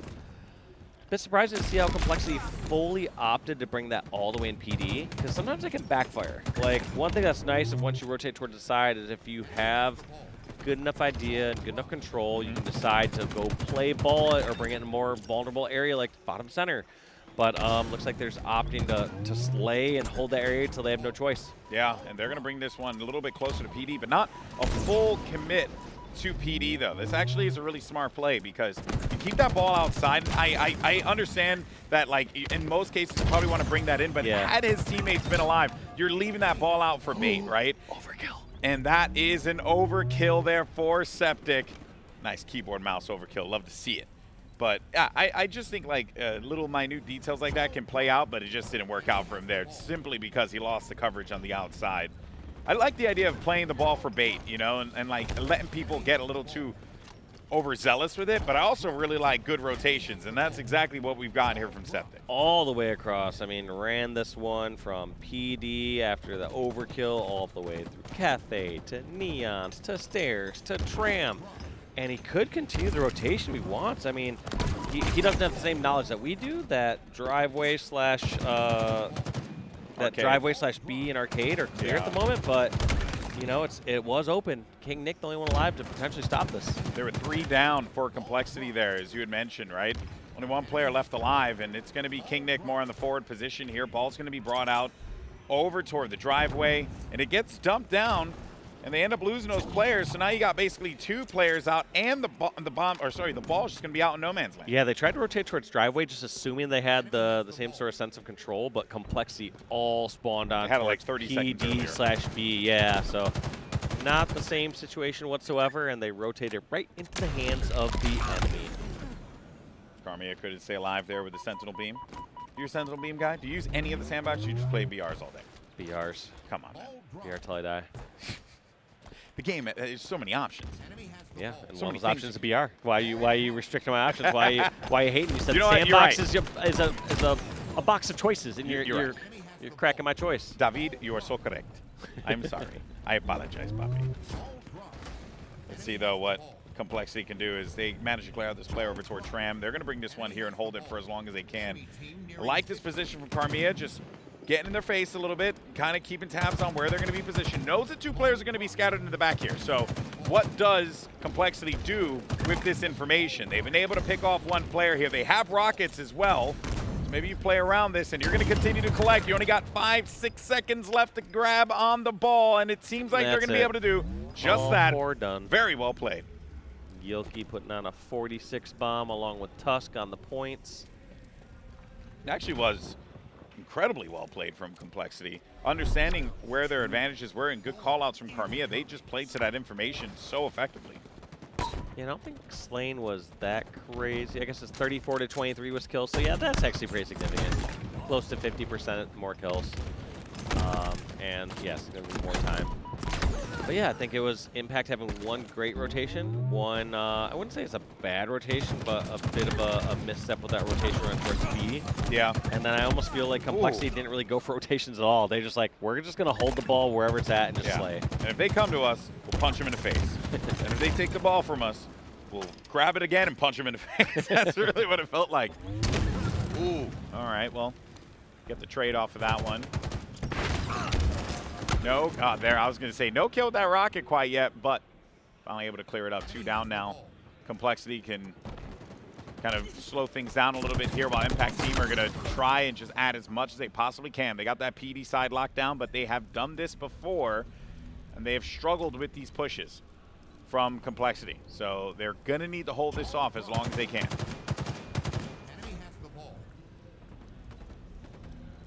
Oh, wait, we have a player actually crouched out toward B, I see. I was Mose. I was wondering if he was just going to try and maybe go for like a backstab or something to that effect. But here we're seeing actually another successful rotation for the most part, but they don't have the slays. Part of the rotation is you are drawing opponents out in the center somewhere, or your teammates are holding them off long enough for you to make that rotation. So his teammates were already dead. He knew he could not make it up C stairs. Not a bad rotation by any means, but was not going to be a successful rotation. Wasn't going to be able to get all the way towards Tram. yeah. This is also, I was going to say, a big fight for Nick because he was the last player left alive with the ball right in front of him, but teammates are not going to be up for the support as we jump over to Karmia's perspective. And they're controlling, you know, the Bulldog very well. They're getting the Bandit too and the Stalker Rifle to boot, but the Rockets, man, have come back to rear their ugly head yet again, and that's going to be 2 kills from Mose. Still, though, no ball control quite yet. Flux is waiting for a potential push to be coming from the bench side, but instead, that wasn't really going to be the case here. And now you got that Stalker Rifle in control of King Nick, which is going to give him a great overlook position, apply a lot of damage, give his teammates time to try and grab that, or he can just do it himself. Brings all the way into Tram, and kind of the same thing for Complexity these times. Bring it ball to a spot and then just slay. Hold it there. King Nick not committing to grabbing that ball just yet, just realizing that they need to slay. Tram and back of PD or back of tower are those situations where you are going to be able to scrap up so much time once you win the fight. But if you try to scrap up a few seconds early and you get punished for it the wrong way, the other team all of a sudden has a full setup. Yep. Those are the things you have to try to avoid as much as you possibly can. Also got to avoid going down 3-0 on players and only having one left alive. That's where things are going to get a little bit more challenging for you because you have to wait for your teammates to spawn up. You can't just go by yourself and try and take that. And now if you're in a position that you kind of don't have a choice, and that's one thing, but Impact Team just constantly seem to be in this spot where they're down 2 men, 3 men, and they just have to wait. And then while they're waiting, they're just letting Complexity just dive right back into this one. Let them get the time, but also these times when the ball's over at Tram, when you start to trade out kills and you don't move right away, you get in these weird spawn scenarios as you see across the map. You see that both players have team members spawn over at like Cafe and PD, and you now get put in this situation like, well, do we clear out the back? Do we push across real quick? And I would say in general, the answer is you push across real fast and give that option. Because once you get into that staggered spawn scenario where people are spawning behind you, it just becomes this really difficult to read scenario of how you're going to break the setup across the map while dealing with pre-made flankers. Yeah, yeah. Oh, Rockets was grabbed, and that's going to be a double kill from Mose. He's looking to stay alive, though. It's only going to be a really close game here. A few points separating both teams. 2. As a matter of fact, but you can see at the bottom their Complexity, they are going to be up, so they do have that advantage, and now they have been able to get control of the ball again, which means a lead for Cole, because they're going to try and establish this one here. Nick is obviously going to need some support. You're seeing Karmia harass over toward that PD side of the map to just try and be as much of a nuisance as he possibly can. A bit of an over-challenge there from King Nick. I mean, I think he was doing everything great, like doing some extra shots, trying to take some time, attention, and focus away from those members pushing in from Impact. But you cannot get picked off in that long-range scenario, especially when you're the ball guy. It felt like he was just trying to give Karmia an opening and time to get there, but Karmia was meeting so much resistance in mid that he couldn't get there fast enough. That being said, it is going to lead, though, despite all of that, to Complexity being able to accrue a little bit more on the points category here, but Impact Team have all the numbers that they need to just try and get in here, try and hold this ball down. But look at this rotation now starting to come through from Septic. He's got to get himself in a nice spot. Unfortunately, actually wins that. I did not think he was going to win that battle there, but he ends up getting the better of him. Yeah, at least getting that trade out is important. I would say that most players were going to be privy to some sort of trap there.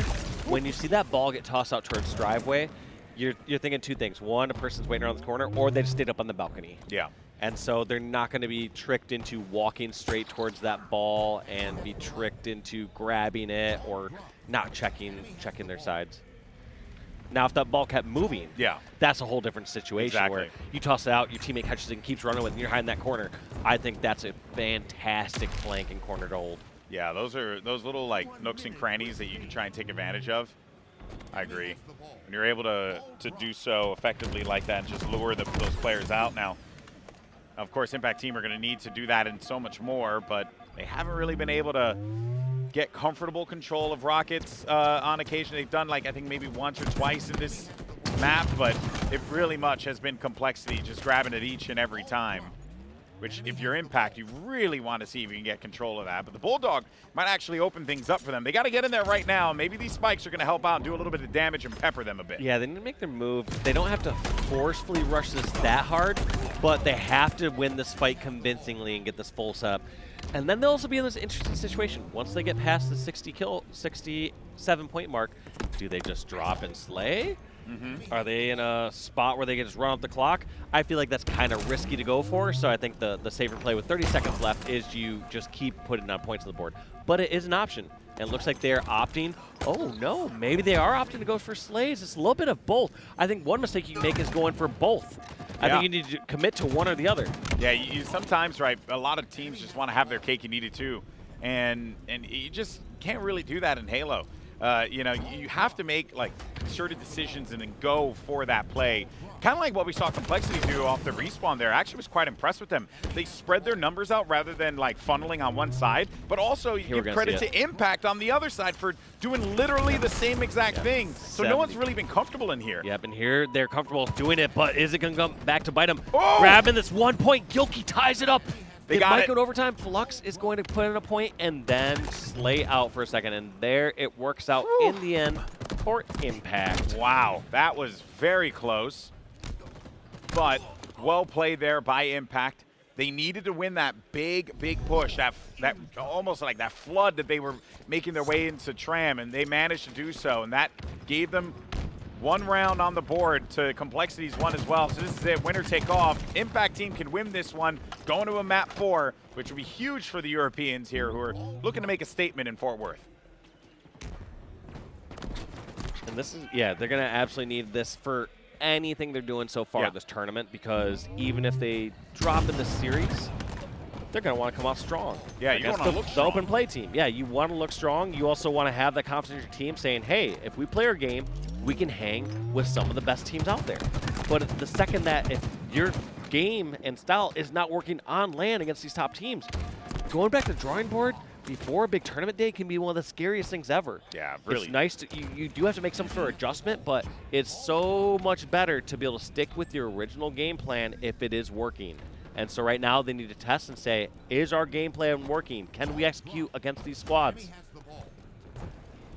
They're going to need to do just that, right? They're going to need to continue to implement, iterate, and grow what they're doing if they want to try and remain competitive, because HCS is only going to, you know, just continue to be a close affair with the way that the teams have been playing against one another. Karmia with a great double kill, and he's also just one of those young players looking to really establish himself here. Oh my and God. That got close. That would have really been nasty. Close.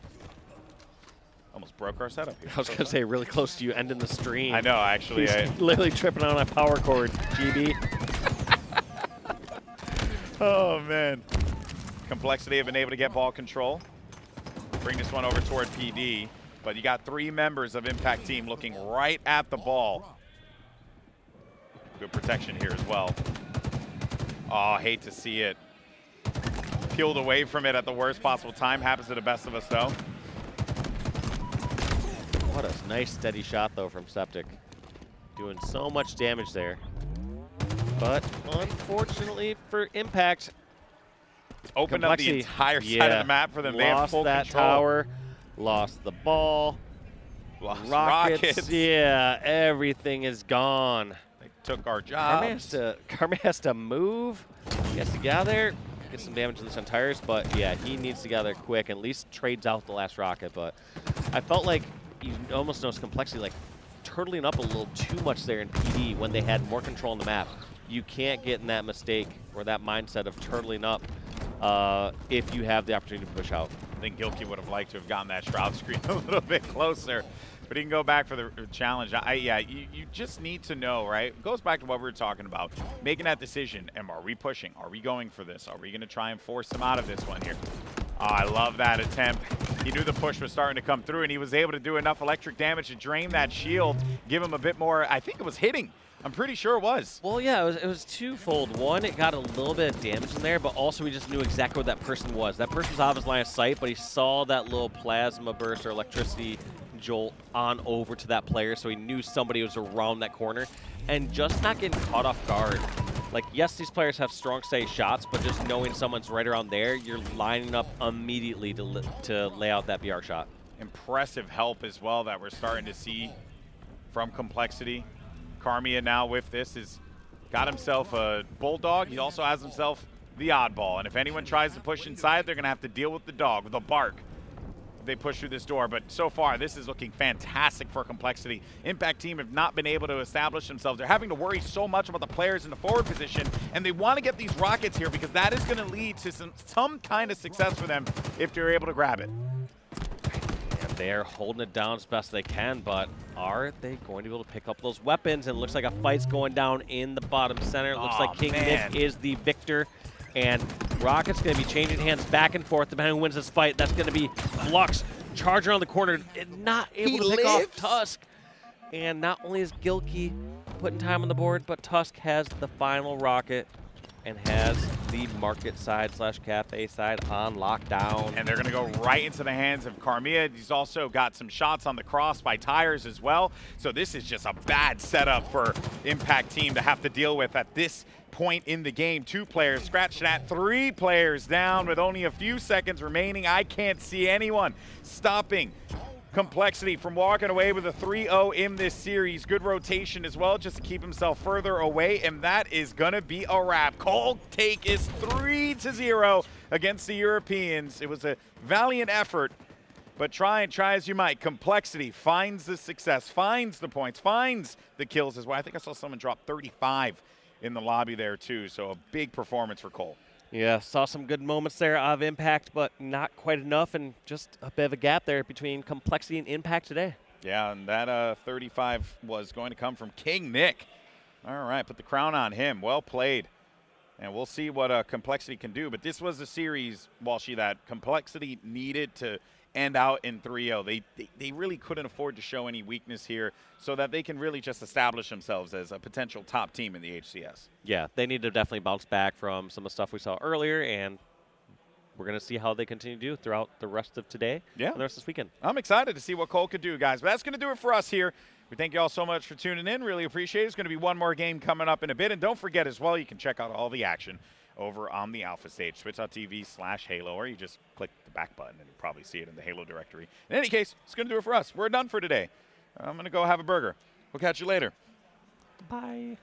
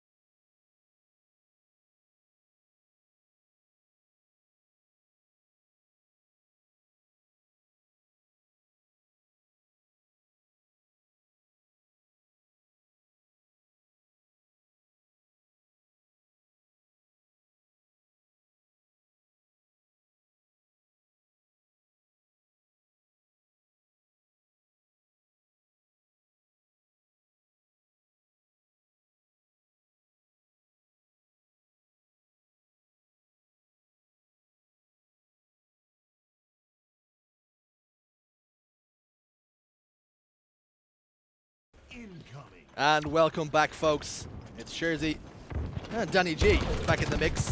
Pool C action for you guys. Alpha Esports up against FaZe Clan. And immediately, Dan, as I say that, FaZe have gone 3 dead.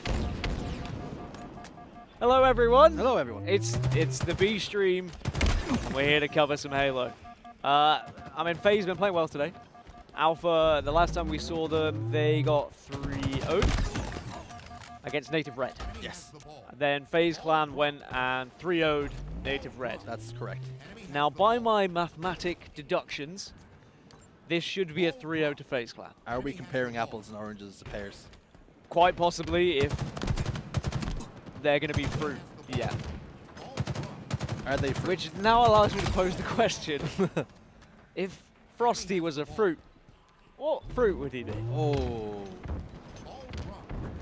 that's a good question.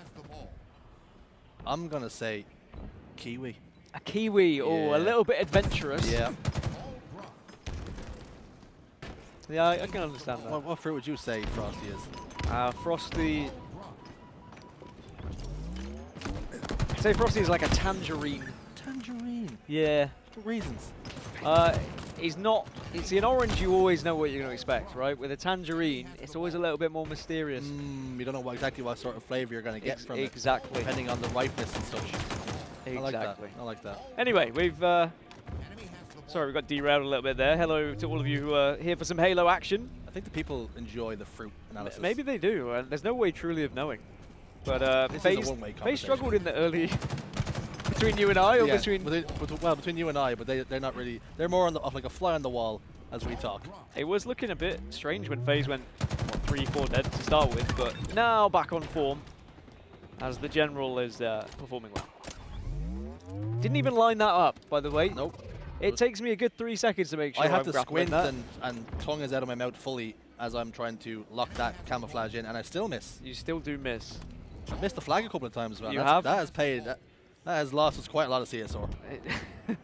Too much, some might say. Back down, all the way back down to Diamond 5 we went at one point. That was a dark time for Danny G and A Shears. dark time to Diamond 5. Don't worry, everyone. We're back on Onyx. We got back to Onyx. With the help of Dave Walsh and Wes Clutch, we made it back. Had to call in the big guns. Speaking of big guns, Snakebite. Now Royal 2. Plasma Nade goes down, elevator. And Royal 2 handles business once more. And it is tough when you look at Alpha Esports when they've played against Native Red. Perhaps that could be viewed as one of their best opportunities to get a win on the board, and by all means, Native Red are a top 6 team, so that's not going to be easy. But when you play against FaZe, it's out of the frying pan into the fire, as they say. Well, I alluded to it earlier in this morning's B-Stream games. For a lot of these teams, they don't get the chance to play rosters like FaZe very often. You don't get to scrim against FaZe, so it sounds almost disrespectful, but at the same time, it has to be a learning lesson. You have to look at this as good practice that you can learn from and then use against teams who are at more of a similar level. And I say that without being too disrespectful, because Alpha certainly deserve to be here. The best team in their region. They have a firm place in the professional Halo scene, but you're going up against one of the big dogs here, and there is a gulf in difference, and that's always evident.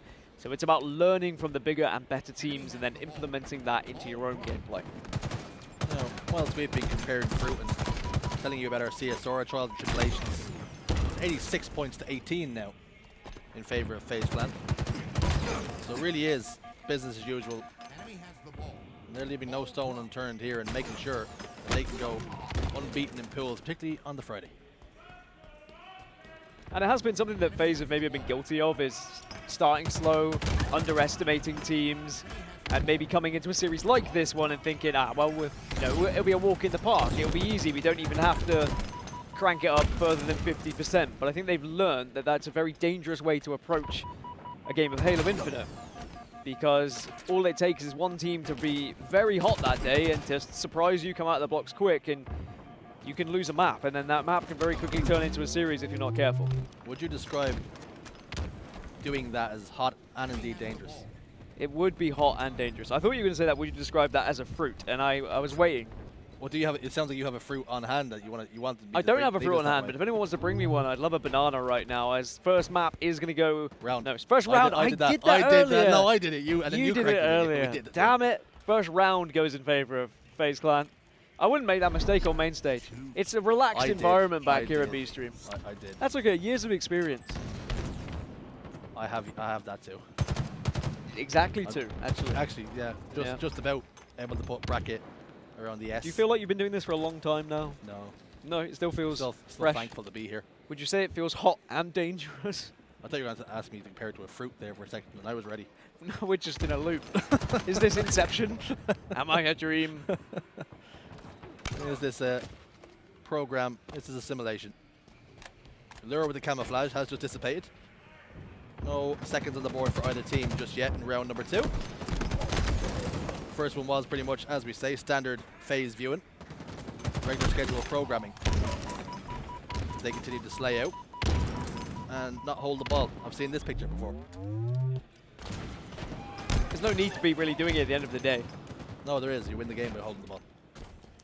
They have not. They didn't have the ball. Now they have the ball. Now they have the ball. That was my worry. My worry was they were just going to keep slaying and not hold the ball. Which for game 1 of the day, sure, warm up a little bit. But right now, you want to get the job done, get home, get to the restaurant, have a little dinner with the boys. And any girls. Are you describing our night or their night? Their night. Okay, sounds very similar to our night as well. Just asking.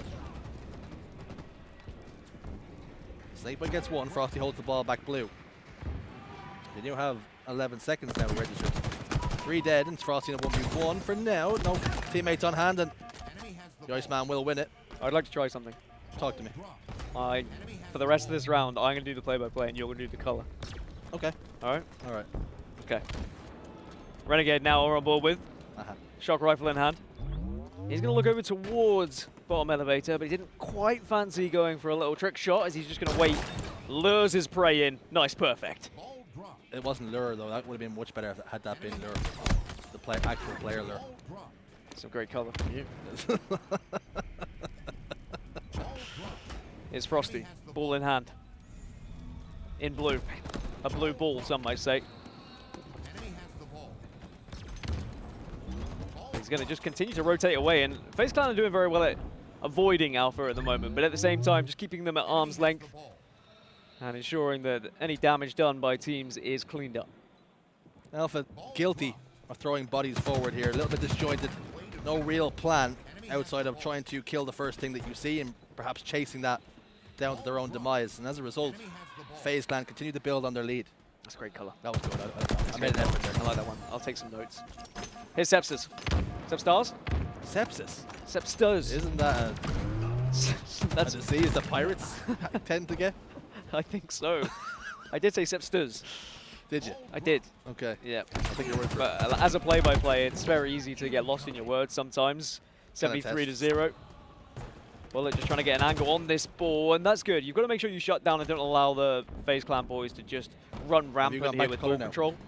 No, see, this is where you can learn from me a little bit, right? Okay, so even as a play-by-play, you do have freedom to dip in and out. To just dip in and out, to do a little bit of describing here or there. I was still doing describing things. Use descriptive words. No, I'm not going to go into the conversation that was about to start, but 73-7. And finally, Alpha are scoring. They have got a pipe set up then. 3 members of FaZe over towards long haul. Renegade's got the first pick. And Stan has immediately given up on the play-by-play. No, I haven't given up on the play-by-play. Well, I've given up on the color. You just As my mum used to say, if you don't have anything good to say, don't say it at all. And that's not the way I cast my Halo games. My mum said very different things to me. She just told you to shut up. Just don't talk at all. She said, just be quiet, don't speak unless you're spoken to. Yeah, that's exactly the quote. And we can go down that route as well if you want. Do all mothers read from the same textbook, I wonder? I believe so. It's a similar pamphlet that's being handed out by Jimbo on the streets of London. The Navi strats. 77-18. Camo for Frosty as he tries to get a couple of shots in. The shock rifle misses initially, and somehow, Lure was going to be around the corner. I was going to say, I thought he got taken down from another angle, but there's always going to be the cleanup crew. Royal 2 swoops on in, and that's the kind of play he probably wouldn't make in a game in the winners bracket final, for example. Playing a little bit loose. Perhaps the occasion calls for it. 85 seconds to 18. And FaZe quite happy to slow things down. Ball has been pinged. Frosty down to what appears to be one shot. Snakebite will scoop up that ball and say, okay, it's time to end this game. Do you think he actually said verbally, okay, it's time to end this game? I'd say there's a 13% chance. I reckon there is a chance he could have said that. We do know Snakebite quite well, and he can be verbal at the right times. Can be vocal. Yeah, he can be. We don't have listenings.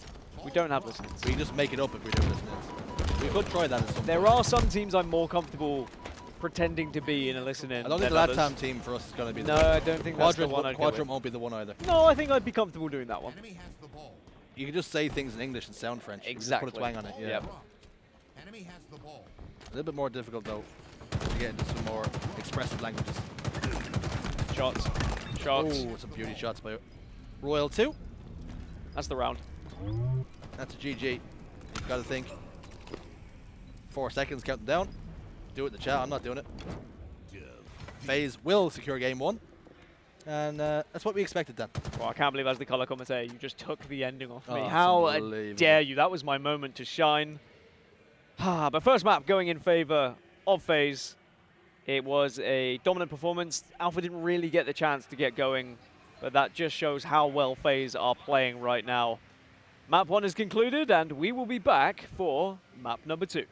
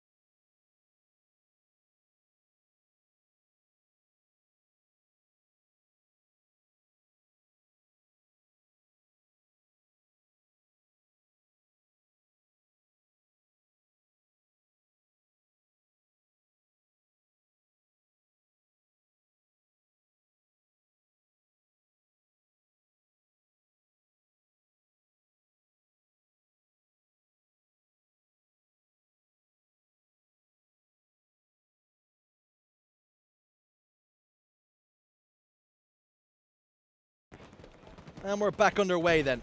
Game 2, FaZe Clan up against Alpha Esports, and FaZe 1 game to the good as we head into Slayer Aquarius.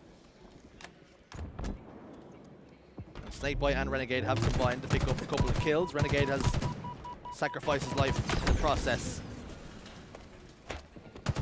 The expectation here is that FaZe Clan will double the lead. And Dan looking very happy with himself. I'm very proud, everyone, fixed because I just fixed the monitor by myself. And Richie had told me that it was undoable. I didn't say that. I said he don't said, change do it, you might break it. You might break it. But I found a way. Oh, you know, you've run it again. There we go. Oh, I see. No, it's okay. We're okay, everyone. Danny G's fixed it. And we're good, and we're back in. Back in the mix. So basically what had happened, for those of you at home that were eagerly waiting to find out what we're talking about, our monitor had the wrong aspect ratio and was like a small box on our screen, and we could barely see It was like a anything. letterbox. It was a miracle we were able to cast at all, if that's what we can call what we were doing. But then with my strength, I pressed the right buttons. It was pure might. And we're back on board, and we have a full screen yet again. That's the last you'll hear of it, I promise. You made a promise. You must keep it. 5 kills, the difference then. As Frosty marauds down bottom middle with a rather good companion in his back pocket. The heat wave. Oh, did you ever hear Talk to me. about the famous story of when Dan Gaskin fixed the B-Stream monitor? I promise, I won't talk about it. I won't talk about it, everyone. It's not that big a deal, okay? All right, people, relax. Dan fixed something. He's not making a big deal of it. It was like when we were casting the Navi series earlier. Yeah. And I just kept referring to the fact that I'd spoken to Jim. I was like, as I was speaking to Jimbo before the event, hey, he gave me some good info. Honestly, okay, so real talk. I'm not even memeing. Speaking to players is one of the best things to get an idea of how teams are feeling coming to an event. Yeah. Like what game types are they confident with? What teams are they feeling good against? Where are they struggling? Which players are going to be bad? Like, you know, you can get a lot out of Do you get that answer? Which player's going to be bad? No, but you can always get an idea of who's struggling on the team and who needs work and if there's any worries. Not from the conversation with Jim, no, but at times with players you can get an idea if there's any player they feel like needs to step up for sure. Vital information. And there is no doubt in my mind that you were at some point talking to Jim. I was. 4 kills then for FaZe. In the lead. Sepstars dips away. Stays alive on yellow brick. They're the words I was looking for. As I searched deep in my memory. Deep. All the way back. Sepstars just runs into 3 guns. It's going to be an easy kill for the boys who traditionally wear the red and black. Renegade with the pistol skin as well. Where do I get this pistol skin from? Is it the skin you want or is it the design, the Sorry, weapon not model? the skin. Sorry, the weapon model. Yeah, you might have missed that one as well. I That did. was- I that think I was a- did. that was a Triple for microtransaction. Renegade. What was that voice? Sounded like a phone voice. Triple for Renegade. It was. Here we are, folks. It was very On broadcast. board with Renegade. Pistol in hand. Down at the 14. There are some people watching this thinking, thank God I can finally understand those two. Speaking our language. 30-18. And FaZe Clan in cruise control. Now, I feel like the analogy of a cruise control is used often. But when you really think about it, the cruise control, you still have to be very aware of your surroundings, right? It's not like autopilot where you can just let the car drive for yourself. Cruise control only controls your speed in a car, right? So you still are having to play at a certain level. It's a bit like a Tesla. No, Tesla has Oh, autopilot, okay, so but it's not like a Tesla. no. Is there a car that has a decent cruise control that we can Most maybe cars have cruise control nowadays, yes. But it is slightly different from autopilot. Like Teslas will technically drive you in certain places, whereas cruise control just usually controls your speed. So you're saying the analogy of cruise control isn't really what people are trying I feel to like say? sometimes it's used incorrectly. Okay. I think FaZe Clan are in cruise control right now. They're just, you know, they've set the speed, they're comfortable, but they're still concentrating and they're still aware and they are still making every effort not to crash. So would you say that they've found a comfortable gear they're in and they're in no need of needing to shift up or down? No, I'd say they're in cruise control. That's what you would say. Okay.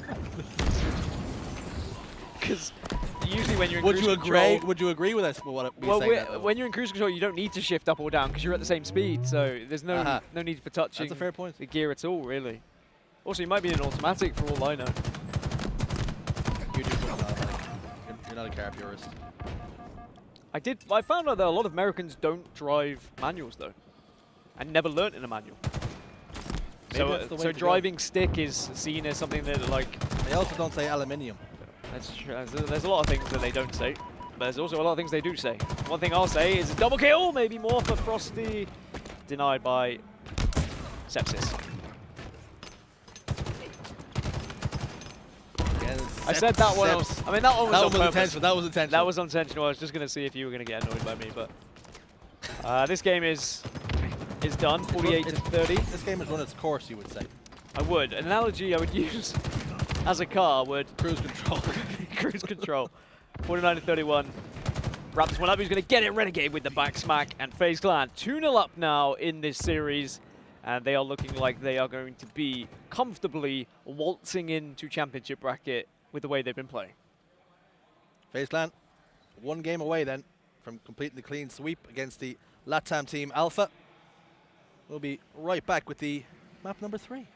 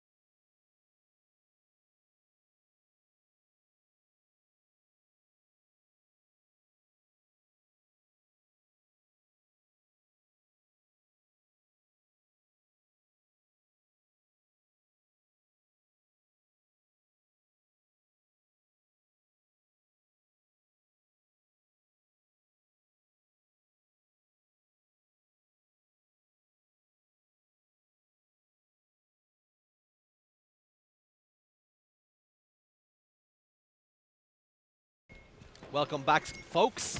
FaZe Clan up against Alpha Esports. Who said that?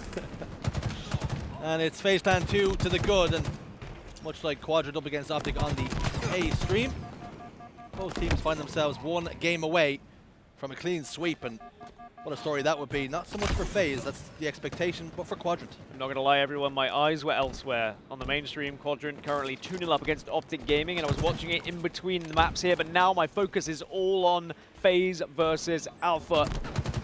And the voice of Shurzy very much scared me to death. I have that effect on me. On many people. It's not that it scares people, or annoys people. One of the two. I'd like to think not. I'd like to think that people have grown accustomed to your face and voice by this Well, point. I never mentioned my face. I don't know what you brought that up for. Well, because the That's a song different is, thing. I've grown accustomed to your face. Never heard that song. Okay, well, It sounds like 1950s, the way you sang it. I think it was from like some sort of musical. I should know, but enough of that. More Halo. Solitude.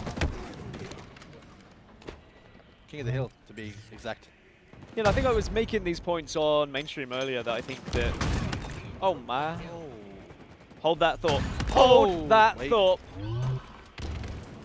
Okay, it's just a double. He's done. That Yeah, if you mismanage King of the Hill on Solitude, you can be very easily punished by teams who are a bit more scrappy and they're more prepared to put their bodies on the line.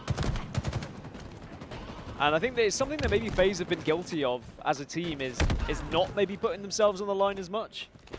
I think that as Snakebite got a bit more Slayer heavy... Oh! That Bandit final shot is sometimes so hard to hit. Snakebite was one of the best objective players, still is one of the best objective players, but I think as he started to get a little bit more of a Slayer role just by the positions he was taking, there wasn't as much objective work being done, and I think everyone needs to be banding together on the FaZe roster to ensure that scrappy time is still found. Yeah, I think it's important for the mantle of objective player not to fall on one player's shoulders. Yes. You need to recognize that when one player happens to be getting more kills, you can't have set and defined roles, and sometimes you have to be a little bit more fluid. No, it's more, you assess the game. You assess who's playing well, who's in the positions that can jump in the hill, and just, if you're in the right place at the right time, and it's not going to hinder you too much as a team, get in that hill. There are so many players guilty of it, especially in matchmaking. I know it's very... Matchmaking compared to like actual pro level there's nowhere near. You can't even compare it, right? Because most of the time it's solo queue or anything like that. But people are very guilty of just not being prepared to put their life on the line a little bit and maybe being a bit too scared by the statistics that are on their screen. Yeah, people definitely are guilty of prioritizing getting an extra slay or not getting that one death. And really, those 5-6 seconds of scrappy time that you can get your team can be all important, can be vital in winning a game or indeed winning a series. FaZe Clan very close and indeed have achieved hill number 1 as we now move up towards driveway. And for Alpha Esports, it's very much a tough road in this series as FaZe showing no signs of any complacency and just about going through the gears. At the moment, the sniper rifle is being passed around between whoever can find it on the floor. No one's been able to get into a position to really use it to full effect.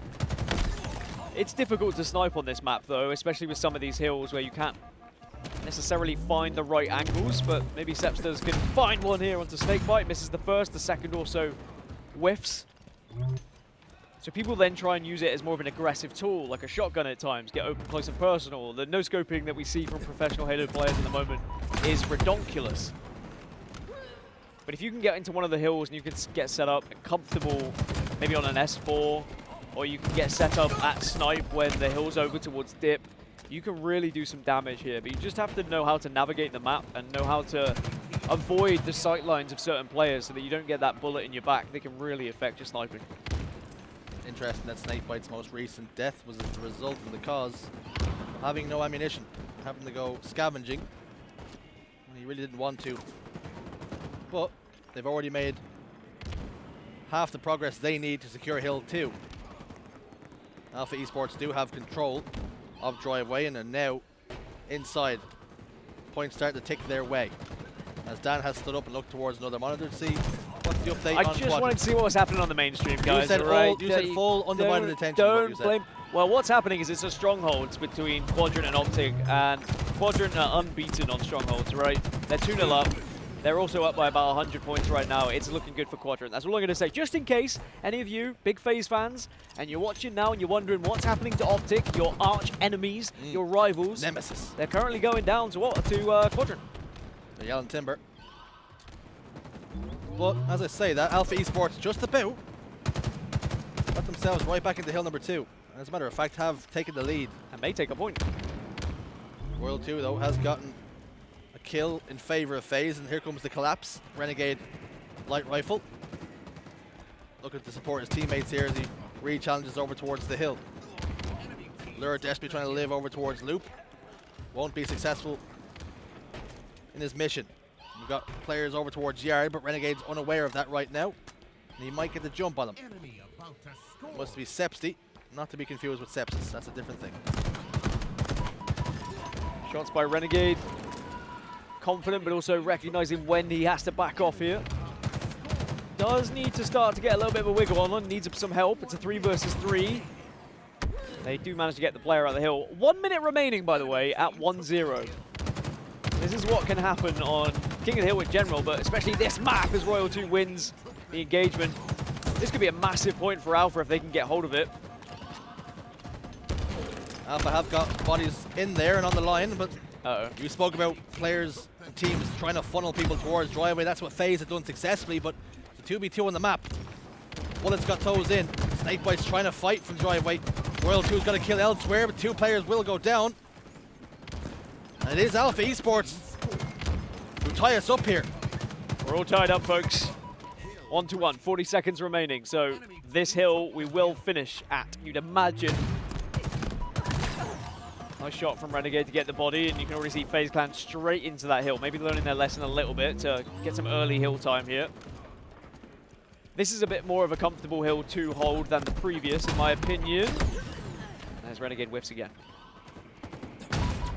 It's all important that FaZe spawn themselves over towards blue to have instant access to the hill, whether it be throwing nades or dropping in. Frosty trying to fight the player over towards light rifle, another player U-turn. As Dan stands up once more, trying to get more information from the Optic Quadrant series. Hey, it's a big series. It's not only important for both the teams in this game, but also for everyone in the tournament. I think it's 4th versus 5th seed it ends up as 3 go down for Alpha Esports, and FaZe now should be able to score some more time here. 10 seconds on the clock, but of course it will go to overtime regardless, so we will finish here at this hill. Snakebite recognizes he's in trouble. Dips away for a moment. His teammates have got kills elsewhere, 3 dead. As he heads towards top dip and looking to be an influence on the blue spot. Do you remember the times when there wasn't overtime for King of the Hill? And when it ended, it just ended. And that wasn't ideal for anybody involved. It was not. And I'm glad that we did eventually add overtime, as there you go. 2 minutes are added to the clock. And it looks like FaZe Clan are just about going to squeeze this one out. And that will be the series for FaZe Clan. It's 3-0, a very impressive game. But I tell you what, Alpha really gave them a run for their money in that final map, and I'm excited to see what Alpha can do as they move on with the open bracket team here in pool play, and then potentially in that elimination bracket later in the tournament. Emphatic victory in the end for FaZe. Clean sweep over Alpha Esports. We'll have to see how both teams progress as the pool and bracket does do the same. That's all from us, though. Take care.